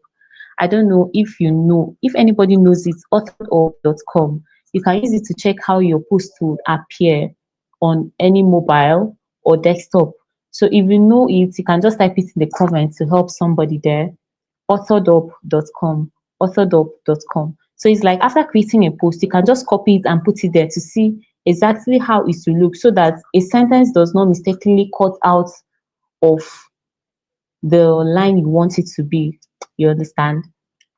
So you check it to ensure that your hooks, everything enters the first three lines of your this. So aside the hooks, you have to work on your content. Your content, any format you want to use. Storytelling sells the most. Tell your story. People want to hear you. People want to know you're human. You can also do problem solution framework. You have to like you just bring out a problem. You don't have to say too much of stories. You just bring out a solution. People love that one also. You can talk about your before and after, how you went from this to this, and the tips you can share, the valuable lessons you can share from it. Okay, that's the body of your content. Anyhow you want to structure it, but trust me, storytelling sells the most. But you don't have to make your stories too long, because even in the notepad, like when I was creating an outline for this event, that was one of the things I wrote here. You have to ensure that your post is skimmable, short sentences, they are not too long. Some people believe that long content sells is very beautiful, but most times, short contents will always do better, will always do better. So in as much as you have a very long story to tell, don't make it just too long. We are trying to win, right? If you want to win, so maybe some days you can bring in the long content if you're that kind of person, like you're a lover of long content, but don't make it like an everyday thing. Try to also bring the short one, because people don't have time, especially if you're not a top creator like that. Yes, you're just beginning and you want people to get to notice you. Don't make it too long, if not people will easily skip past you. Okay, then after that, when I get my hook, I read it through to ensure that my hook rhymes with the body. Like all those posts I used to see, I made $30,000 in 3 days, and when I start reading, say I'm prophesying into the future. Prophecy k prophecy ko. Like, there is something about credibility. There is something about credibility on LinkedIn. Like if you do that, personally for me, if I see it once, I see it twice, I've just lost credibility in you. Like I'm like, this person is just joking here on this platform, because you cannot be playing with people's emotions here and there every time. You're whining us with your hooks. You understand? So you have to ensure that your hooks flow with the body. You are not saying one thing on top and then saying another thing in the body. Ensure that there is a flow, that everything is just making sense together, all right? So that you don't lose credibility. Like human trust is like a very thin line. If you've earned it, you have to hold it very, very tight, very, very tight. If not, you will lose it. Oh my God. You will lose it in like little seconds. You know the reason why people would always kick against disappearing from LinkedIn? Because once you disappear from LinkedIn for let's say 2 weeks and you reappear, some people, like, you've left some people's minds. That is how thin that line is, no matter how good you were. Hmm. So if you're able to build an audience, you want to build a brand, please don't joke about some things. Don't joke about it. It's beautiful to see you, like we'll laugh and be like, this person is joking, but you will lose people. All right. So now we've spoken about that. I think I've said a lot already. We are still talking about strategy, right? You have to write a call to action. Every post should have a call to action. Don't just write a post and then leave it blank. In fact, most times when I write a post, I do observe, because I'm a very, very good observer on LinkedIn. I want to know what works and what is not working. So when I write a post, I try to see, okay, I look at my comment section every day. The people relate more with the message or with the call to action. There's some people that will just answer my call to action and go. There's some people that will pick out points from the main message and decide to talk about it. So you see, imagine if I didn't put a call to action, that means I would have lost a fraction of my engagement. Are you catching the vibe? Are you getting what I'm saying? Is it entering? So you have to be able to put a call to action in every post, not just repost to your network. That is a call to action, but it doesn't bring engagement. You can add the repost to your network. I'm not saying it's bad, but then you have, if you want engagement on your post, It's not repost to your network that will help. It's more of like questions that will bring people to answer questions. You bring people that will be the questions when you just put it out there, people just want to like answer and like want to contribute to it. That's what to spark a lot of engagement in your post. All right, so we have to understand that in as much as we want our post to reach more people, the audience you have is more important at that time. You have to ensure you don't lose them, and one way to keep them is by putting a very very thought-provoking call to action. You don't have to ask too personal questions, because that's another thing on LinkedIn. If your questions are too personal, people will not want to divulge too much information. So you have to just keep it minimal, just prompt questions that will give prompt engagement, and all of that. So that's that for creating a winning post on LinkedIn. Trust me, if you do this, your post will do well.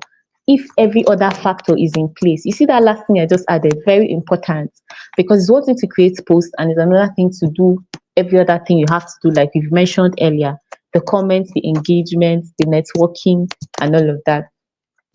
Now, you have to post consistently. This is about posting consistency and timing. This is also part of the strategy.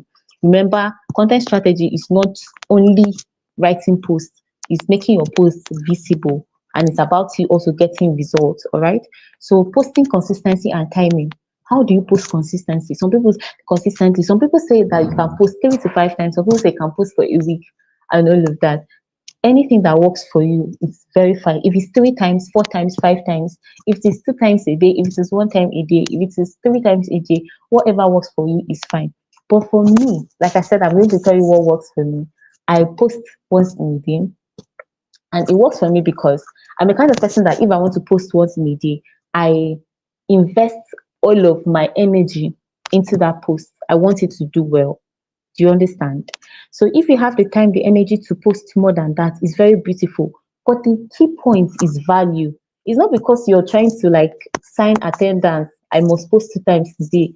You now create content that are not valuable. There's some content I read, I'm like, did this person really take time to write this content for LinkedIn? And all of that. So the key point is value. It has to be very, very valuable. So you can do what works for you, but ensure it is valuable. So you can post like, let's say, 3 times a week. Anything you want to post, just make sure it's valuable. But the least amount of time you should post in a week is 3 times. All right. Now, posting times, if you're in Nigeria, I know we have a very large audience here, but if you're in Nigeria, if you want to post and have engagement, you post in the mornings, you post in the evenings. Mornings, like I said before, LinkedIn is psychology. Mornings, because people are going to go to work from 8 or 9 or 10. So people might be with their phone that time. That's how I used to think about these things. People are with their phone that time, they're going through their phones. So they can easily see your post and engage with it. So you can post between 5 to 9. Yes, 5 to 9 if you're in Nigeria. Those times work very well. Then in the evening, the mindset is that people have gotten back from work. They're just scrolling through their phones and all of that. It's not that if you post by 2 or 12, you not get engagement, but it's not be as much as if you post at these critical times. You understand?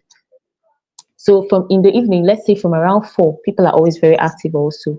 So you also have to know that you have to engage before you post and after you post. If you ask me how many engagements should you make in a day, I don't know. Some people say 20, some people say 30, some people say 40, some people say 50. Do what works for you. Like if you're a beginner, just know you have to engage more. Maybe you can say 20 per day, 30 per day, 40 per day, 50 per day. In fact, some people do hundreds. Hey God, I saw it somewhere and I was like, wow, interesting. Some people engage in 100 posts a day. So you can imagine the amount of impression. Just know that the more you do, the more you get. All right. Yep. So now the next thing, the second to the last I'm going to talk about is your post format. There are different post formats on LinkedIn, and it's also part of strategy. You have to ensure that you are creating text, videos, carousels, all of that, depending on your audience and your message. Like I said before, when you're on LinkedIn, you're not doing what someone else is doing, you're doing what works for you. If you're following me closely, see, I just write content. And the idea behind writing just content is because I am an expert content writer. So I just always want people to know that it's writing I came to do on LinkedIn. I did not come to do video. I did not. They are very beautiful formats that work for very, very good people. Like there's some social media managers, virtual assistants, and all of that that do videos. Maybe one day God will touch my heart and I'll decide to do video. But for now, I've just been focusing on content and it works for me. So you can try content, you can try like normal text formats, you can try carousels, you can try videos, you can try any other thing that you feel can work for you on LinkedIn. The idea is to be visible, and trust me, these other formats are also winning formats. There are people that do just carousels and they're having leads, they're having engagements, they're having impressions, they're having followers. You understand? So just do what works for you on LinkedIn. Now, the last time we talk about in content strategy is measuring your analytics, tracking your progress. I think a lot of people do not do that. Every time you write a post every day, mm, you have to look at that post at the end of the day. How many impressions did he have? How many likes did he have? How many comments did he have? How many reposts did he have? You check your profile viewers. How many people checked you, like from where, Nigeria, and all of that. This LinkedIn, if you want to win on LinkedIn, you have to be very intentional because you have to know what is working and what is not working. Even check your connection requests. How many connection requests did I get today via this post? You understand? So you have to check it to know what content type, what content format works best for your audience. So you check your LinkedIn. Let's say at the start of the day, you ensure that everything is at zero. That's what I do every day. When I wake up, I go to my connection request and then I just click, not that I set it, I just click it to ensure that I don't see that red notification there. I want to see how many connections I make every day. I go to my impressions, I look at the graph. Okay, did it go up? Did it come down? Like, what was it like? I go to the comment section. How many comments did I have today? How many likes did I have today? Why am I doing all these things? Because I want to know what type of content works. Okay, how did I sound today that made people like my content? And I want to recreate that next time. And it works. There's a friend of mine that wrote a post, let me say like 2 months ago. And the post had like, let's say at that time, it had like 100 likes. But then she discovered that the engagements were so nice and people were loving it so much. So now that she has better followers, she brought that same content here. And trust me, it did better. Why did it do better? Because that time, the previous time she checked it, she noticed that there was a spike in her graph when she posted that particular content, in as much as her followers were low that time. But then she knew that, wow, people love this kind of thing. So now she's like in the limelight, in the spotlight. She's like, okay, let me bring this content again. And trust me, it did a lot better. You see what analytics does? It makes you know what works and what is not working. You can measure it, you can track it, right? So I think I've said a lot this evening. And I would just want to encourage everybody here that um, LinkedIn is a beautiful platform. Let me start from that. It's a very, very beautiful place to be. You have to know that you have to know why you are here, and your why is personalized to you, is individualized to you. You have to find the reason why you came to this platform and stick to it. And if you are able to do that, you will not allow some kind things to sway you. You see, when Dr. Vivian was talking about consistency no matter what happens, and like even when you feel tired, I am a living testimony. Last week I was very, very sick. I was very, very down in health, but then I thought about it like, okay, I'm down in health. Mr. Algorithm will not understand it. If I leave this platform for like 1 week, 2 weeks and come back, the algorithm will not tell me, Blossom, I'm sorry, oh. You understand? So you have to know that yes, sometimes you feel very tired. I'm not saying when you're very, very down and critically ill. No, mine was not like that. But you have to understand that this is a momentum game. Sometimes you feel very tired, exhausted, and everything, but you just have to remember, okay, this is the reason why I came here, and I have to show up. And trust me, I'm rooting for every one of you. I told a group of people I spoke to, was it 2 weeks ago? There's not how you be on LinkedIn as a beginner. You are engaging well every day. You're creating highly valuable content. You are showing up every day. That in 3 months, you will not see a remarkable difference in your profile. Don't rush the journey. Trust it. Take your time and build your brand. And trust me, you'll see results. So I hope I've been able to share a little part of my story and you've been able to get 1 or 2 points. Thank you very much, Dr. Vivian. I'm so happy and honored to be here. I appreciate you.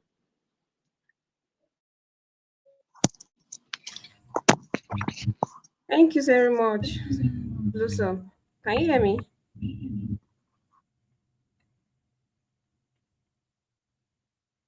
I hope everybody can hear me. Please confirm if you can hear me.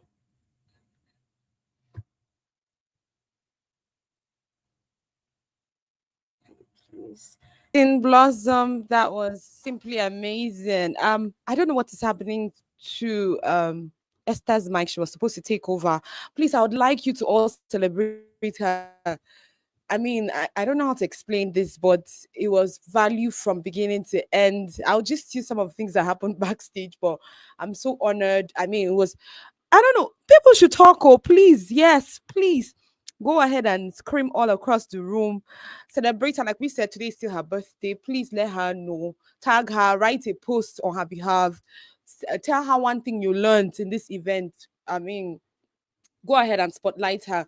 It's very important that we find opportunities to consistently find a way to celebrate ourselves.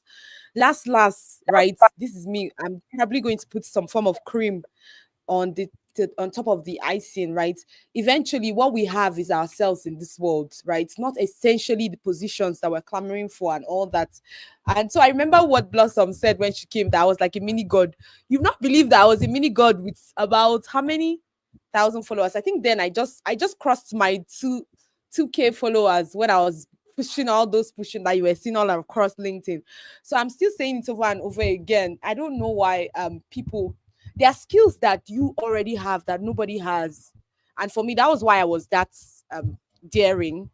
Of course, like I said, there will always be a full circle for anything that you're shining excellently as at right now. There will always be a full circle. Now, the thing is, it's only your why that will make you stand out. There will always be a full circle. You can, if you think I'm joking, you probably go and look for where um the I don't know if Genevieve, yeah, I didn't want to call her full name. Okay, let me say Jenny. You might want to find out where the Omotala are now and a few other persons.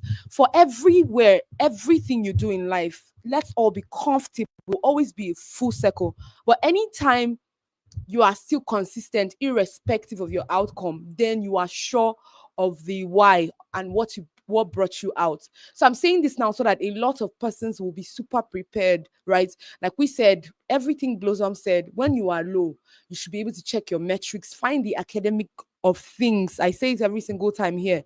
The funny thing is that there is money in the academic of things. I'll say it again.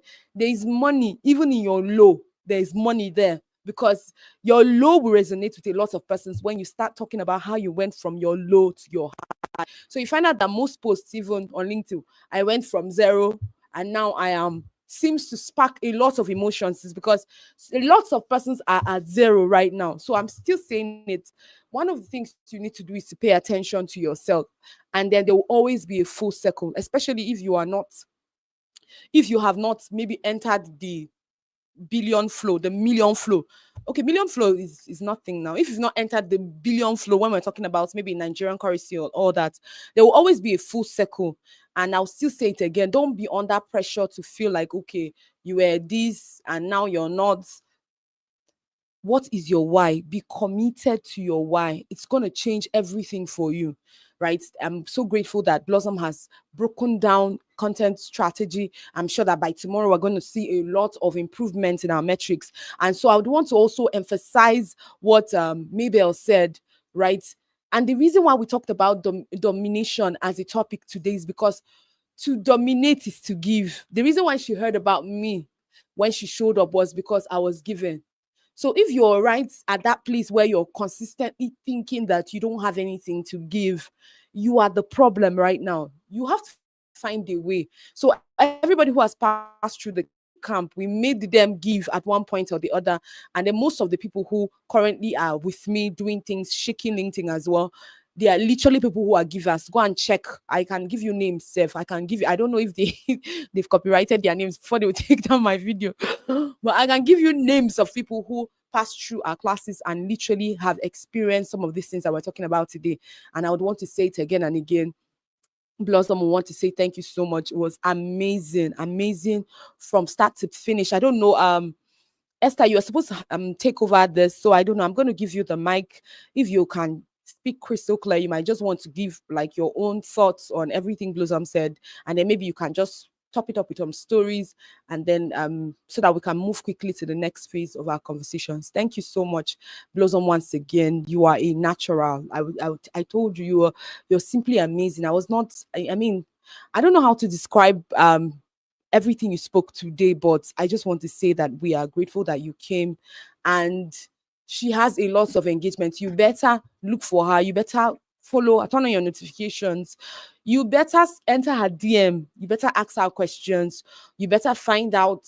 In fact, you can even mirror her. I'm sure she doesn't mind. But don't be a thief, because I know some of you are currently on this event. Every time you come for Phoenix Gate, you're looking for how to steal. You cannot just say, oh, somebody inspired you to start doing this or start doing that. You just want to be a thief every single time so that you can sound like an authority without initiative. So that's why every single time you see people who are doing things, you acknowledge that they have gone ahead of you in one particular aspect or the other, and that might involve spotlighting them. Anything you'd want to do. Like I said, we still have birthday week. We just started we just started the week.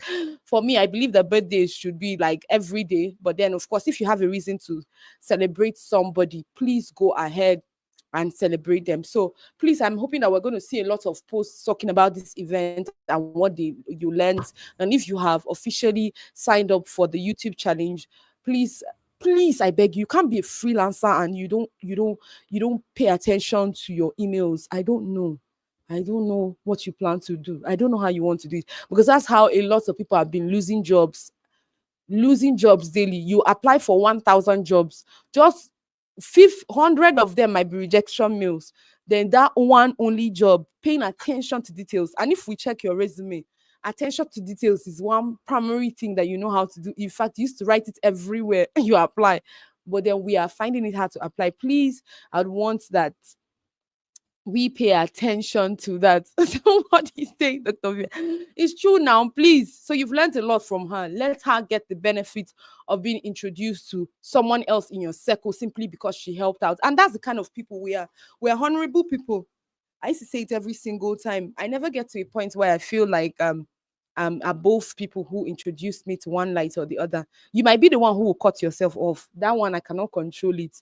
But if it's from my own point of view or my sphere of influence, if you helped me from A to B, and that's what coaching is, I'm going to acknowledge you appropriately. So please do well to leave a post. Of course, when you're talking about your journey, like we said, it's compulsory that you have to share a post if you're going to benefit from whatever we're going to do here, right? In this challenge, you would have to share a post.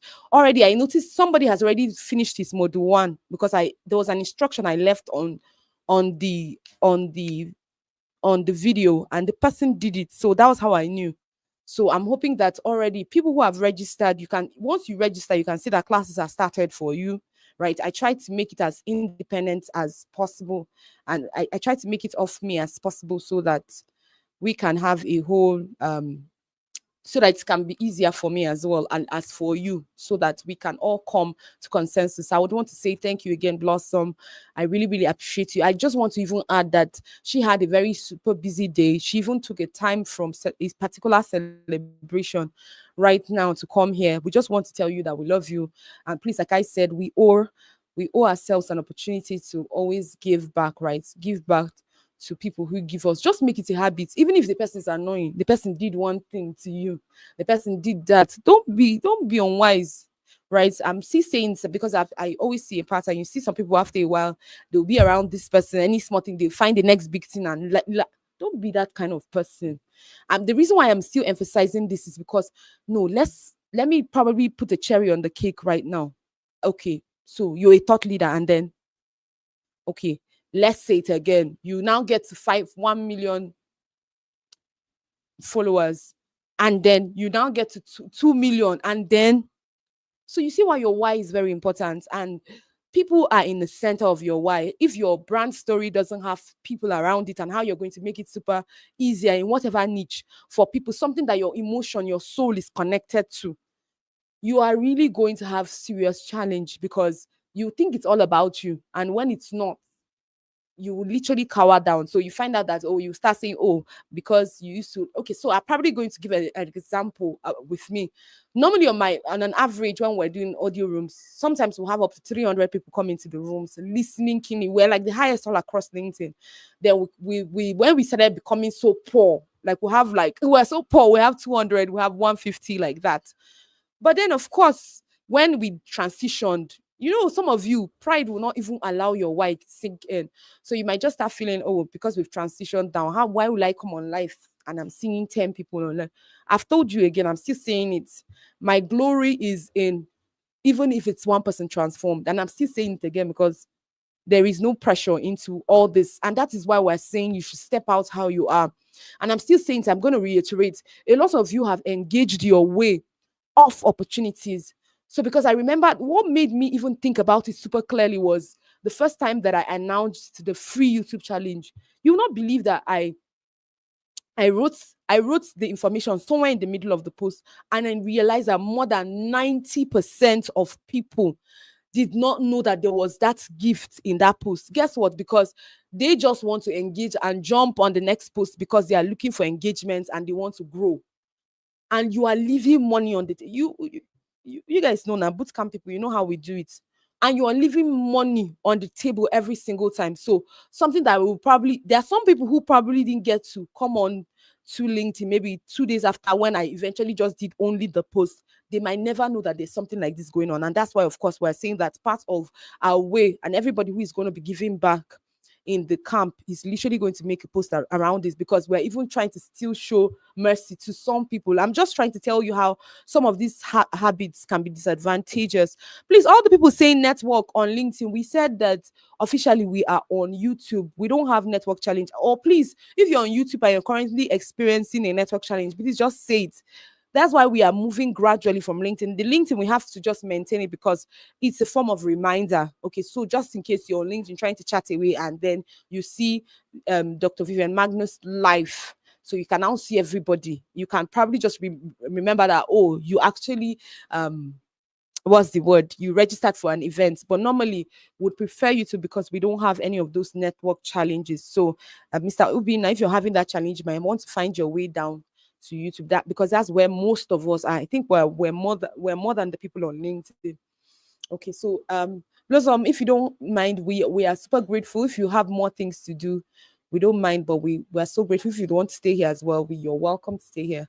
But then we totally appreciate you, and we just want to say that thank you. So I don't know, I'm going to be giving the mic over to Esther. Esther, you would want to chime in something. And we also said that we're celebrating tonight. I don't know, Ma'am Teresa, do we have the list already? Because we're going to progress to the next aspects of this event very shortly. We have few persons that will be rewarding tonight from our boot camp that we just concluded, who were exceptional, right, in our trainings, very, very exceptional. And we thought that it would be much more important that we all probably see that we all get to meet some of these amazing persons, right? But then Esther, I'm going to be handing over the mic to you right now so that you can have. Hi. Hi, Dr. Vivian. Can you hear me? Oh. Hello. Please, can you hear me? Let me just confirm that you can hear me. Okay. So, good evening, everyone. Good evening, Blossom. It's so nice to hear your voice. Thank you for the value you shared. Please, let's keep appreciating her in the comment section. Let's appreciate the value she gave. It's so nice hearing your voice, apart from commenting under your comments. It's so nice. And one of the things that really stood out for me for what she mentioned today was content strategy is actually beyond just writing content. It involves engagement. And if you're actually very observant, once someone engages on your post, their post will actually automatically appear on your feed. So that's to show you that engagement is actually very important, like really, really important. And another thing is finding your voice and your strength, and also pay attention to your comment section. There are times I had to even prepare posts based on what somebody talked about in my comment section, or maybe what somebody, a question somebody asked. Blossom has really spoken about engagement. I'll just say a little bit about it because I'm going to be talking about my experience with engagement pods. So let me just give a short intro. Good evening, everyone. I am Esther Balashiri. I'm a pharmacist by profession, and I'm SEO content writer by skills and passion. With my writing skills, I help brands, businesses, and busy professionals gain visibility and profits through captivating content. So I said earlier that I was going to talk about my experience with engagement pods. When I decided to start building on LinkedIn around October 2024, I actually revived my account by joining a challenge. And of course, during the challenge, like the energy is very high. Everybody is liking your comments. Everybody is engaging on your posts because everyone is actually obligated to do so. So you sometimes you get content templates, you get ideas, everything goes smoothly. But once the challenge is over, what happens after that? You're on your own. You can't get angry at anyone for not engaging on your post, and because after the challenge, they are not obligated to actually do so again. And after I joined the challenge and everything, after the challenge, I had people reach out to me tell me how they have a community, have a LinkedIn community for creators where you just drop your link, everyone will comment, everyone will react. Eventually, I joined two of those communities, and one of the community actually had over 1,000 members. Like, how? How do you expect me to 1,000 people dropping their links? How do you expect me to react and comment on everyone's post? I couldn't even keep up. I didn't even understand what was going on the group, and I had to leave one of the groups. And eventually, the other one I got kicked out because I was not active, and because honestly, engagement actually drives visibility. It helps you build relationship. It opens doors to opportunities. But the truth is, real engagement actually goes beyond numbers. It's about the connection. And you can only do that when you genuinely engage with others, not a first one, not a like for like, a comment for comment.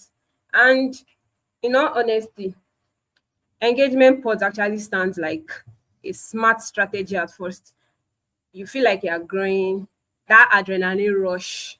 It's a very sweet thing to experience. Like you're someone that before nobody's liking your post, nobody's commenting, but all of a sudden everybody just come at the same time to like your post and everything. But the truth is, it's actually not a real connection. The same group of people are commenting under your post every day. And at the end of the day, that won't even translate into an actual opportunity. No business opportunity, no leads, nothing, nothing.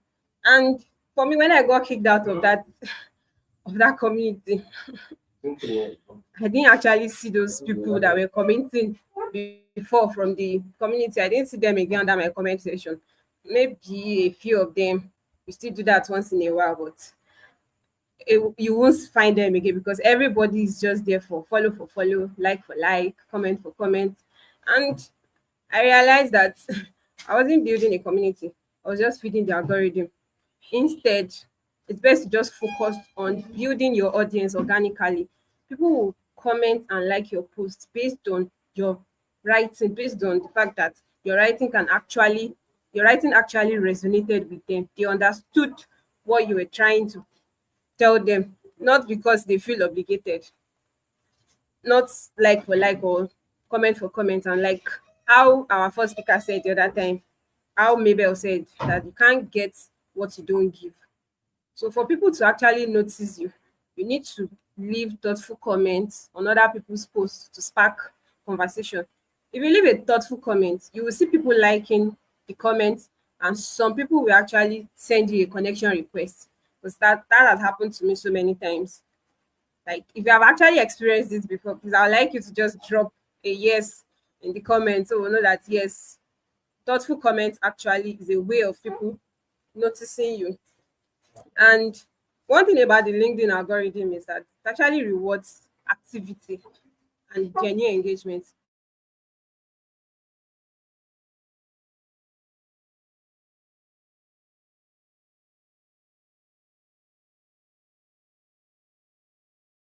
Your posts to people because they find it valuable. So it will push it more to people because fake engagement, the algorithm will eventually catch on it. Also, like how Blossom explained the other time, the importance of actually adding call to action to your post. That way you can actually invite discussion. People will just read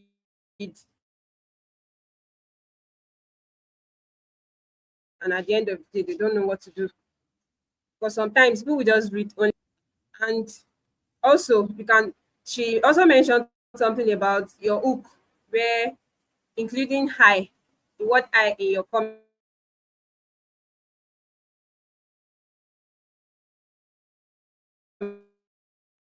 in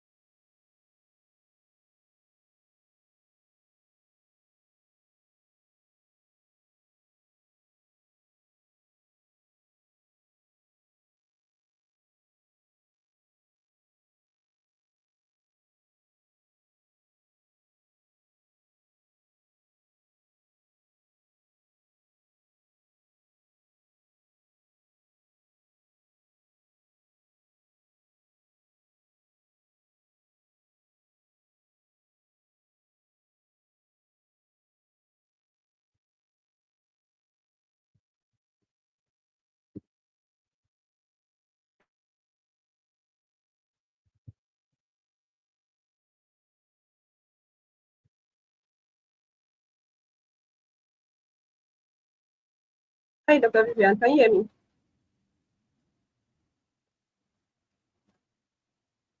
And there's no audio from your end.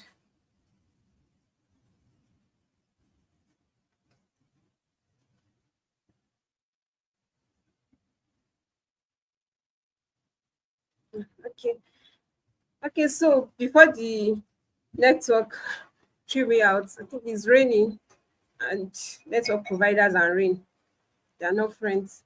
So I was talking about how Blossom mentioned the importance of adding call to actions to your posts, because that way you can actually spark up conversations and also tell stories about your journey. Like, that's a way of documenting your journey and also sharing insights that will make people want to actually respond to you.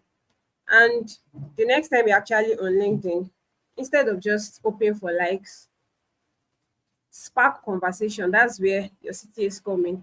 Scroll through your feed to actually see people's posts, leave a meaningful comment on someone else's post. Maybe I mentioned it earlier that you can't get what you don't give. And meaningful conversations, that's the way you can actually build influence and dominance. That's how you actually attract opportunities and win on LinkedIn. It's best to actually build your audience organically rather than waiting for somebody to or sending links to people in their DMs. Please engage on my comment or engage on my post, blah blah blah. Recently, a lady even sent me a DM on LinkedIn. She just recently connected with me, and the next thing she sent me was, "Oh, am I interested in joining a community?" Blah blah blah blah blah. That I should just imagine a community of 100 people just bombarding my the community of 100 people just bombarding my post once the thing was so long. I didn't even understand what she was like, ah, they were waiting for the community to actually reach 100 people. Once it reaches 100 people, they are going to close up the community. I just looked at it and laughed. I was like, I've been here before. I won't do this again. I'm not going to do that. Because speaking about building your audience organically, I recently started building on Medium, and I've actually realized that building your community or an audience around yourself is actually the best thing to do. On Medium, I started posting or writing on Medium last month, and within last month and now I've had like over 30 followers on Medium, not just because, and they followed me organically because they loved my writing, they clapped for my posts. So that's the best way.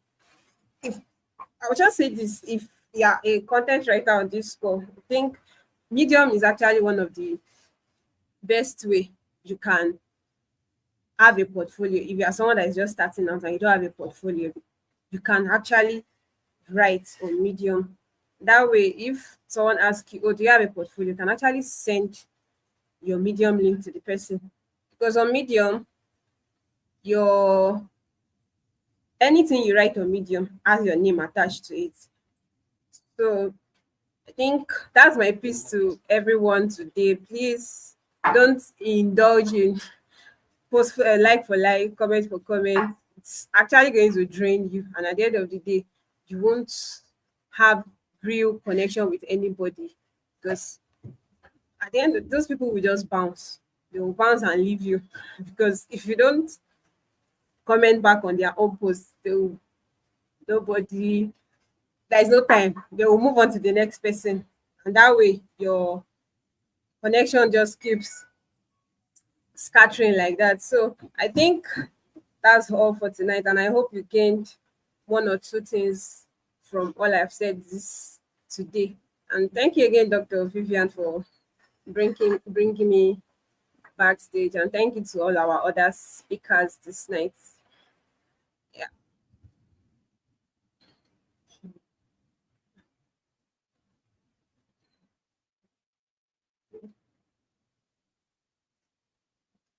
Okay. I think Dr. Vivian mentioned earlier that We'll be celebrating a few people from our community, that's the Phoenix Gate community, because we just rounded up a 21 days monetization challenge, and we had the last few weeks, the last few days of the boot camp. We had a, like call it, a, a challenge, a competition. Let's call it a competition, where we had three three teams. We have team skills, we had team consistency, and team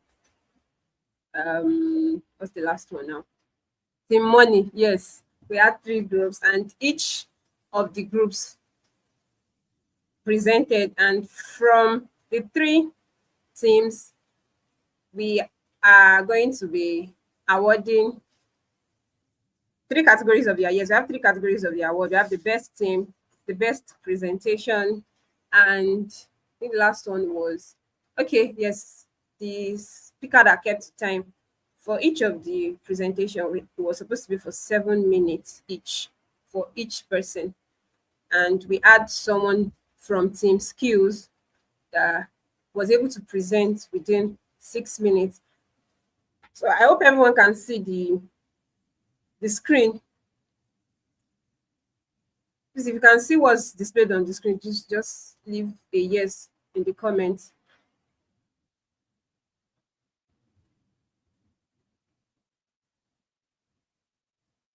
Okay, so the first certificates award will be given out is a certificate of achievement for the best team.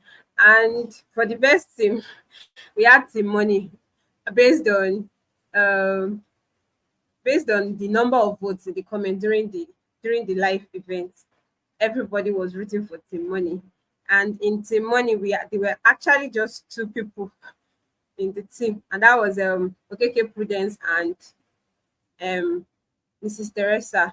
So yes, this was Mrs. Teresa and KK Prudence. They really did their best, and everybody was actually rooting for them. So I want everybody to just drop congratulations in the comments and clap for them, appreciate them, thank them for the job well done. It was after the whole competition that I realized that they were just two. They were just two in the team, and they really did a good job. They really, really did a good job. And yes, I'm not seeing the. Okay, I can see some on YouTube. Let's just keep it coming, keep it coming, keep it coming. Congratulate everyone. And if you are here still thinking about whether you want to join the next cohort of the boot camp, please, this is your cue to jump on it and be a part of something very amazing. And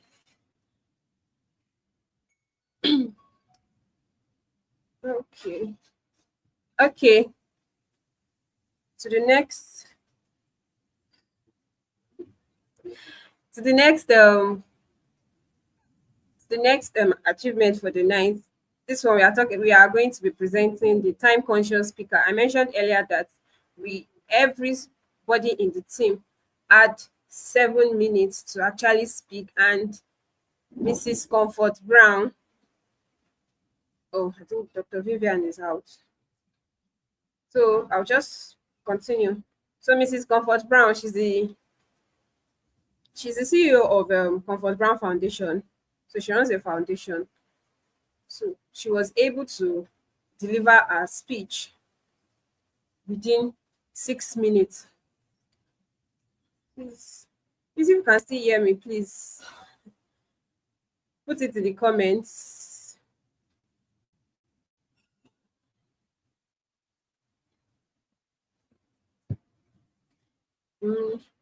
I don't know if I can display from here.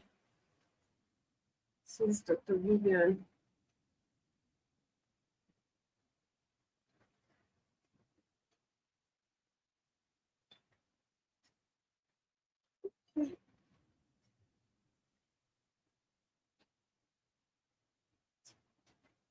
Please, can you guys still hear me? Can everyone still hear? Okay. Thank you for saying that. And for the last part of the award, that was best presentation award. When Dr. Vivian is back, she will be able to display that. And the best presentation was awarded based on um can I remember now? It was awarded based on, I think, the use of statistics, body language, the prompt of delivery, and I can't remember the last one. But the funny thing here is I'm presenting the award to myself. So the person receiving the award for the best presentation during the Phoenix Gate monetization bootcamp is a person of myself, which is Esther Shire, and I want everyone to say congratulations to me in the comments. I'm not saying the congratulations. Is it wrong to present an award to myself?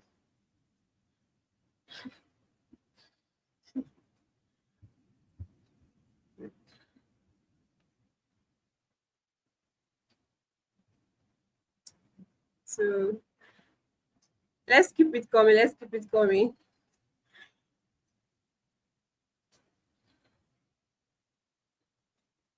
Mm, I don't know. Still waiting on Dr. Vivian if she has something else to say. And let's not forget to drop our link. People joining the free YouTube challenge. Please let's keep dropping our link to our YouTube. Let's not forget that each list shouldn't be more than 10 people.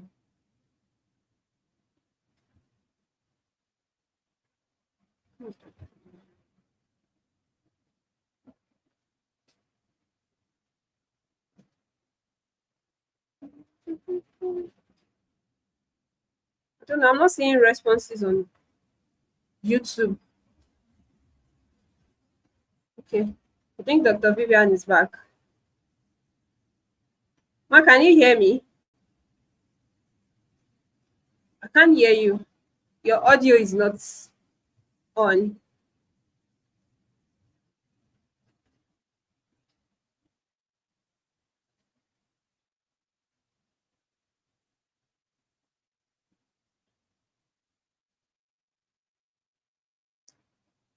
Um,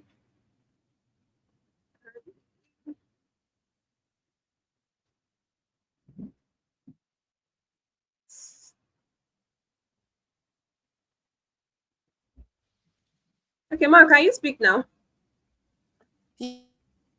Yes, I think I should be audible by now. I know what Yes. was going on. Okay, so I think my network is becoming bizarre. But can you all hear me? If you can hear me, just write hear me or hear you. So here why. God, I wanted us to have an exercise. I don't know what is going on here. Yeah, I can hear you from here.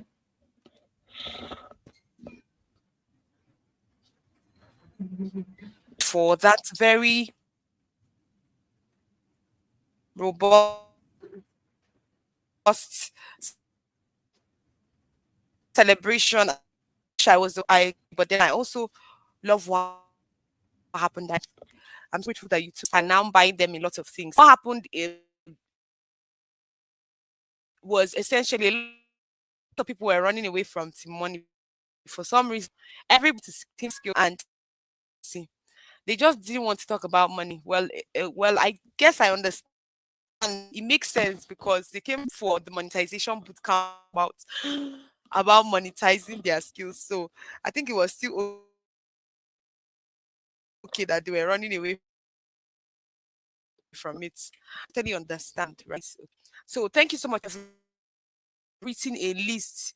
Please, can we see the list? We need to start growing right now because if we're a lot of people have already left. I think maybe we're experiencing some network challenge because I noticed that my view, like from what I'm seeing, I'm as if I'm lagging behind. I'm sluggish, and then I'm cracking up. go. So now again, we're going to begin. Teresa, if you're currently in the live session, please can I see the list that we've been able to curate so far, so that quickly, like I said, we don't want two persons subscribing at the same time. Like we don't want a, let me just say it. I didn't want to say that. We don't want a bi-directional connectivity, else it will be taken out. So what you just need to do, one thing I noticed is that when they said people should probably copy their links, they don't even know where their links are.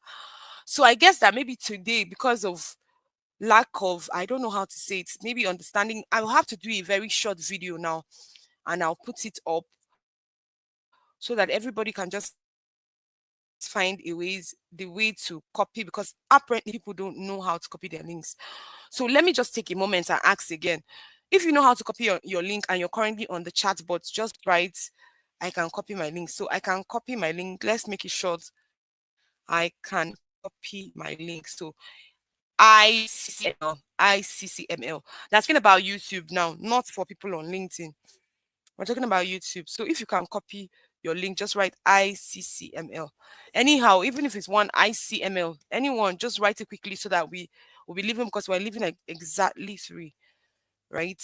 So tomorrow we're going to be, next week we're going to be having more amazing persons our slides and our speakers, so that it can be super clear of what we are expecting for the whole of this month. Like we said, before next week, we should have set up the boot camp. That's not the boot camp, the board for monetization. You're ready to monetize your skills right now on LinkedIn. Please go ahead and reach out to us. We had an offer that we had already closed, so we are now currently on early bird. Initially, we left an offer off for people, but right now we're no longer on any offer at all. We're going to work with early bird, and once we are closed, we're starting in April. Once we're super close to April, everything would be just as it will be charged. Of course, we're already super busy as a community, because now we're looking to reach about 1,000 persons. So I'm still going to put a reminder, if you are up for this challenge, your, what's the word now?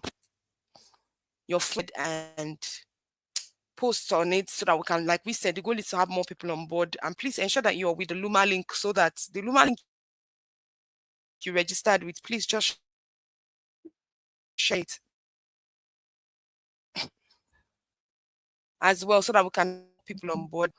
Once we're up to it, we can now enter into the deep waters. Like I said, I don't want to, and usually that's the case. I did free for 5 months, so nobody can tell me anything other than that. If anybody's telling you not to pay for anything, you're being disadvantaged. That's just the truth. But of course, like I said, this is what we want to give birth. Again, like you must have a season of giving and receiving. So we want to take a lead, one-on-one drive to your startup. You're looking to start up your community, your corporate branding for your business, anything. You could just reach out to us. We got you covered. Like literally, so you can see how Esther was smiling when the person told her that it's going to be 100 person. You can imagine that person, if she had entered the DM of a newbie, then it would have been in our camp. 100 community members is what you do in one day. It's not what you be beg. It's not something you should boast about. That's just the truth, right? So 100 community members in our camp is not something you boast about. It's something you can get in one day. And sometimes sincerely, recently I started, when we would look into posts of maybe one of some of these top people, like me, sometimes some purpose. One of the things I did was, when I showed up on LinkedIn is to be content. I don't even want to know what your community members are doing, right? You can't see me in all community meetings. community is very hard. In fact, I purposely if somebody is telling me, "Oh, you want to ask me because you ask anyway as now one," I normally would ask that. Is there any way I could ask for something personal so that yeah, I can pay for something so you can just teach me on a one-on-one basis? Because I don't want to get to a point where I'm copying. I can't think. That's why most times for our we do a lot of it. We've not seen anybody do it. We just yeah. So when Blossom was talking about me, Blossom, I think Blossom returned with I think over 10,000 followers. And when I was doing all those moves I was talking about, I was it again. If you're not streamlined, you're everywhere. You can't be creative. That's just the truth. The big fifth, everybody we raised in our boot camp, we raised them to build their communities. And I think it's one thing that effortlessly, I think I don't describe single time. In fact, the closest one I've done recently was in like 3 days. Okay, so 350 in like 3 days. I don't know whether you are noticing this network issues.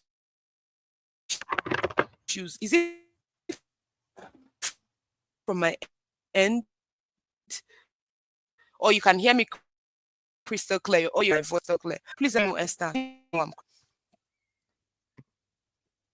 Okay, so I think the network is really becoming super bad as well. What Mr. Austin said, he said, followers who don't really follow.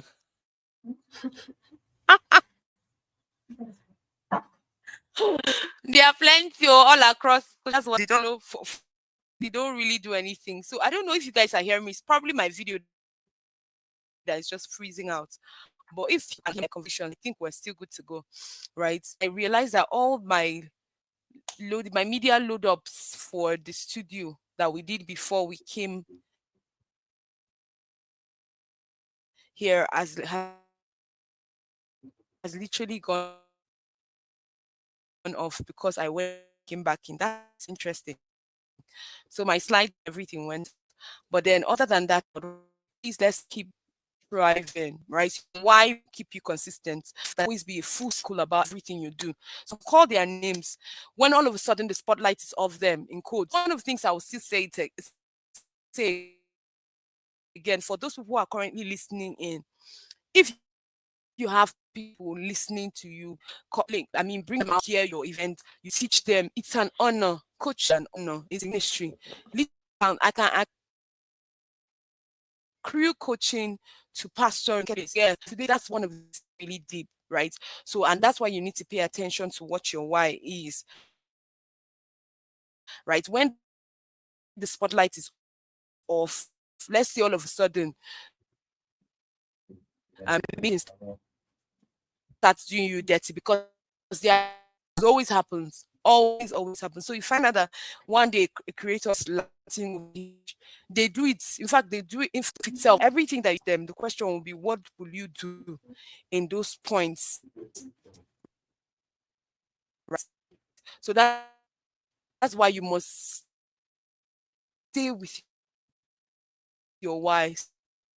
Stay with your why. That's why a lot of stars, and ask Dove wrong. Did I just call a full name? God have mercy. I hope it cracked off. Because most of those guys have copyright even on their names. So I'll call a lot of stars. I could call a lot of stars. You realize that there's always a full circle. It's the time when they are literally everywhere. And all of a sudden, they start entering their plateau phase before they start getting older and all that. The question will be, what would you be doing when, okay, let's say all the attention you probably get, you don't get it anymore.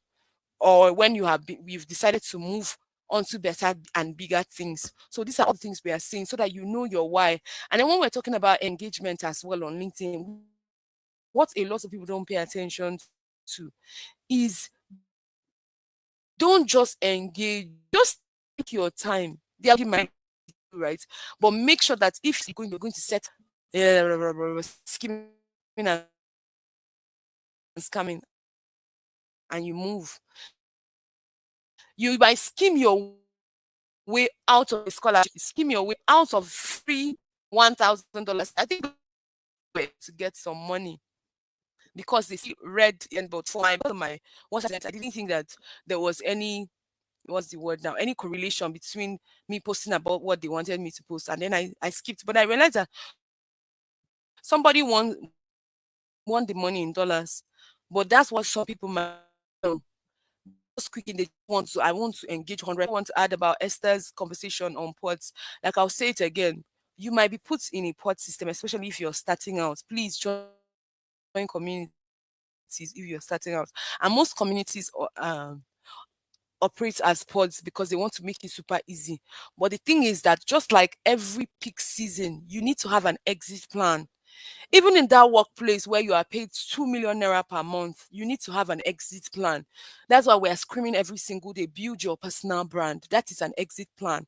So that when all of a sudden your boss decides that, okay, COVID-19 or something is coming up, or they need to downsize, when at the end of every challenge. So what most people do is that they are engrossed in the engagement and they are not meeting the people. Like for us in Phoenix Gate, one of the joy I have is that all the boot camps, I've seen people form communities around all the boot camps. I will literally see them commenting on each other even after they both support one another. Okay, so a lot of people your event, like I said, how we wired the monetization bootcamp. I don't even except maybe you failed outrightly because we said we will be scoring right now. In fact, for your next camp, we'll literally score people and give you your scores. If you did not do your assignments, by the time we're giving your certificate, you see the things you did not do, and we're going to put it out there for you. So that also when you want to celebrate, you know that okay, these are the job that you have not done and how you need to do it. And even from day one, some of the people who jumped on the offers that we gave already have started their assignments already because we don't want anybody to be pressured in the camp. So apologize for all of us, but the network is even already telling us that we need to leave. But then I want to say, Esther, thank you so much for co-hosting today, even though you had some network challenges, but I really, really appreciate you. Next week, we're going to have so many other amazing people from the community so that, like we said, the goal is to build system, and this is a system of help. If you know anybody who is finding it hard to understand, this month we're doing LinkedIn domination, and then we've done our module 1 and 2 today. Our module 1 was exactly, we discussed everything from the beginning. So this YouTube link, please go ahead and form them from one place to the other. So from the beginning, we discussed everything you needed to know about having a like domination.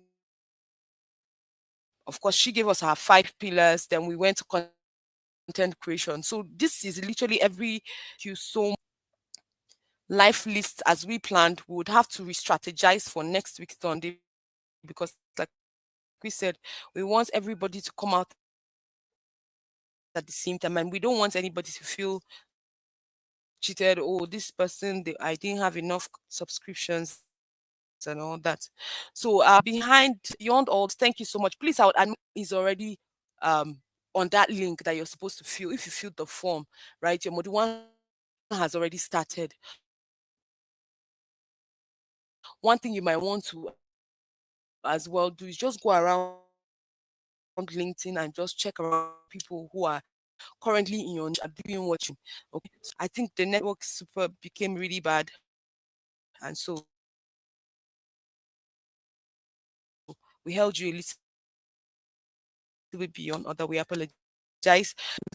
Looking to see how we can cut the event short so that you can also have more time to apply before. Star, would you want to say anything to them? If you can hear me now, I know that the network is super bad because I can literally see myself slow. I'm doing slow motion. It's very funny. Esther, do you think this is everyone? Please just ensure that you are researching already. Please, you have the night to yourself right now. Start your research so that once we start the chat, be under any undue pressure to say, oh, you can't want to say something. I think you eventually heard me.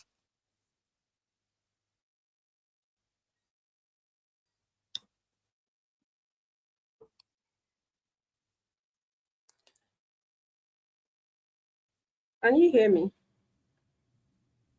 Okay, so I'll just want to start. Thank you for your fight. This 5 minutes grace you've given us. Let me she figures it out. If she doesn't, we might have to just end the event for the night.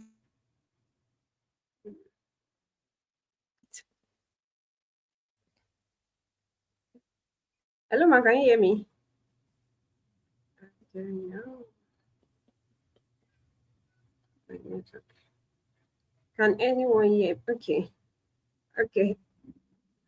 I will just repeat what you said a few minutes ago about the importance of joining a community if you are just starting out.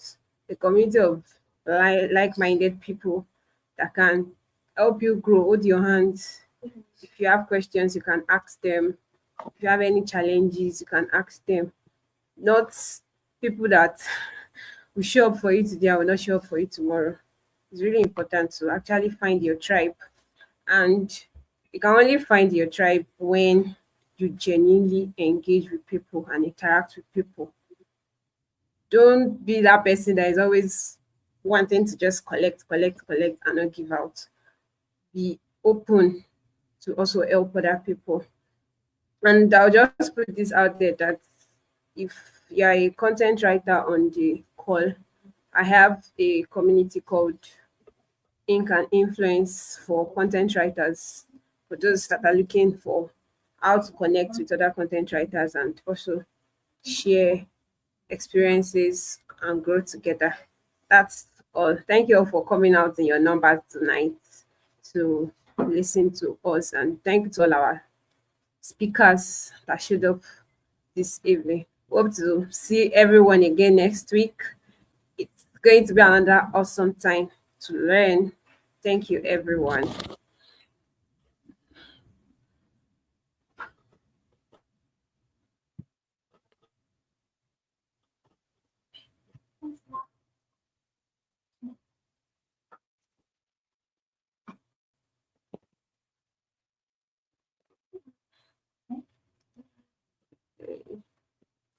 Okay, so we're going to be ending the live session in 4, 3, 2.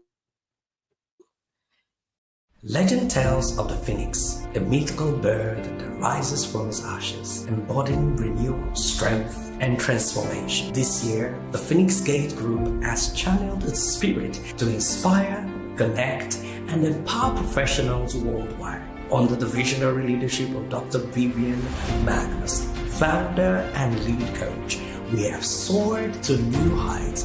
Let's take a moment to celebrate the achievements, milestones, and impact of this past 4 months. In just 4 months, Phoenix Gate has strengthened its professional network of nearly 1,000 members. Together, we have reached over 30,000 professionals in the US, UK, Ghana, Nigeria, Uganda, and Kenya. From LinkedIn sessions that drew nearly 1,000 attendees weekly to live events attended by 16,000 individuals, our reach and influence have been extraordinary. The hard work and dedication of the Phoenix Gate team have not gone unnoticed. This year, our community was honored with a prestigious Social Impact Award of the Year and recognized as the most impactful community of the year. These accolades reflect our unwavering commitment to driving positive change across global communities. Beyond career development, Phoenix Gate has made significant strides in public health. Collaborating with international and non-governmental organizations, we have led impactful medical campaigns and health education programs. The expertise of Dr. Magnus as a public health expert and Scrum Master has been instrumental in these successes. Are you struggling with your online visibility? Have you ever imagined that you could be a commanding influence and established as a thought leader in your industry? Are you focused or under pressure about an uncertain career future? How about landing your dream job opportunities? At Phoenix Gate, we have reached over 30,000 professionals and business leaders all over the world, breeding top leadership, global visibility, and excellence. We support, train, and set you on our platform to shine while showcasing your expertise to the world. As we reflect on this incredible journey, we are filled with gratitude of our members, partners, and supporters who have made this achievement possible. Phoenix Gate Group is not just a network, it's a thriving community committed to growth, impact, and excellence. Here's to even a brighter future. We rise together.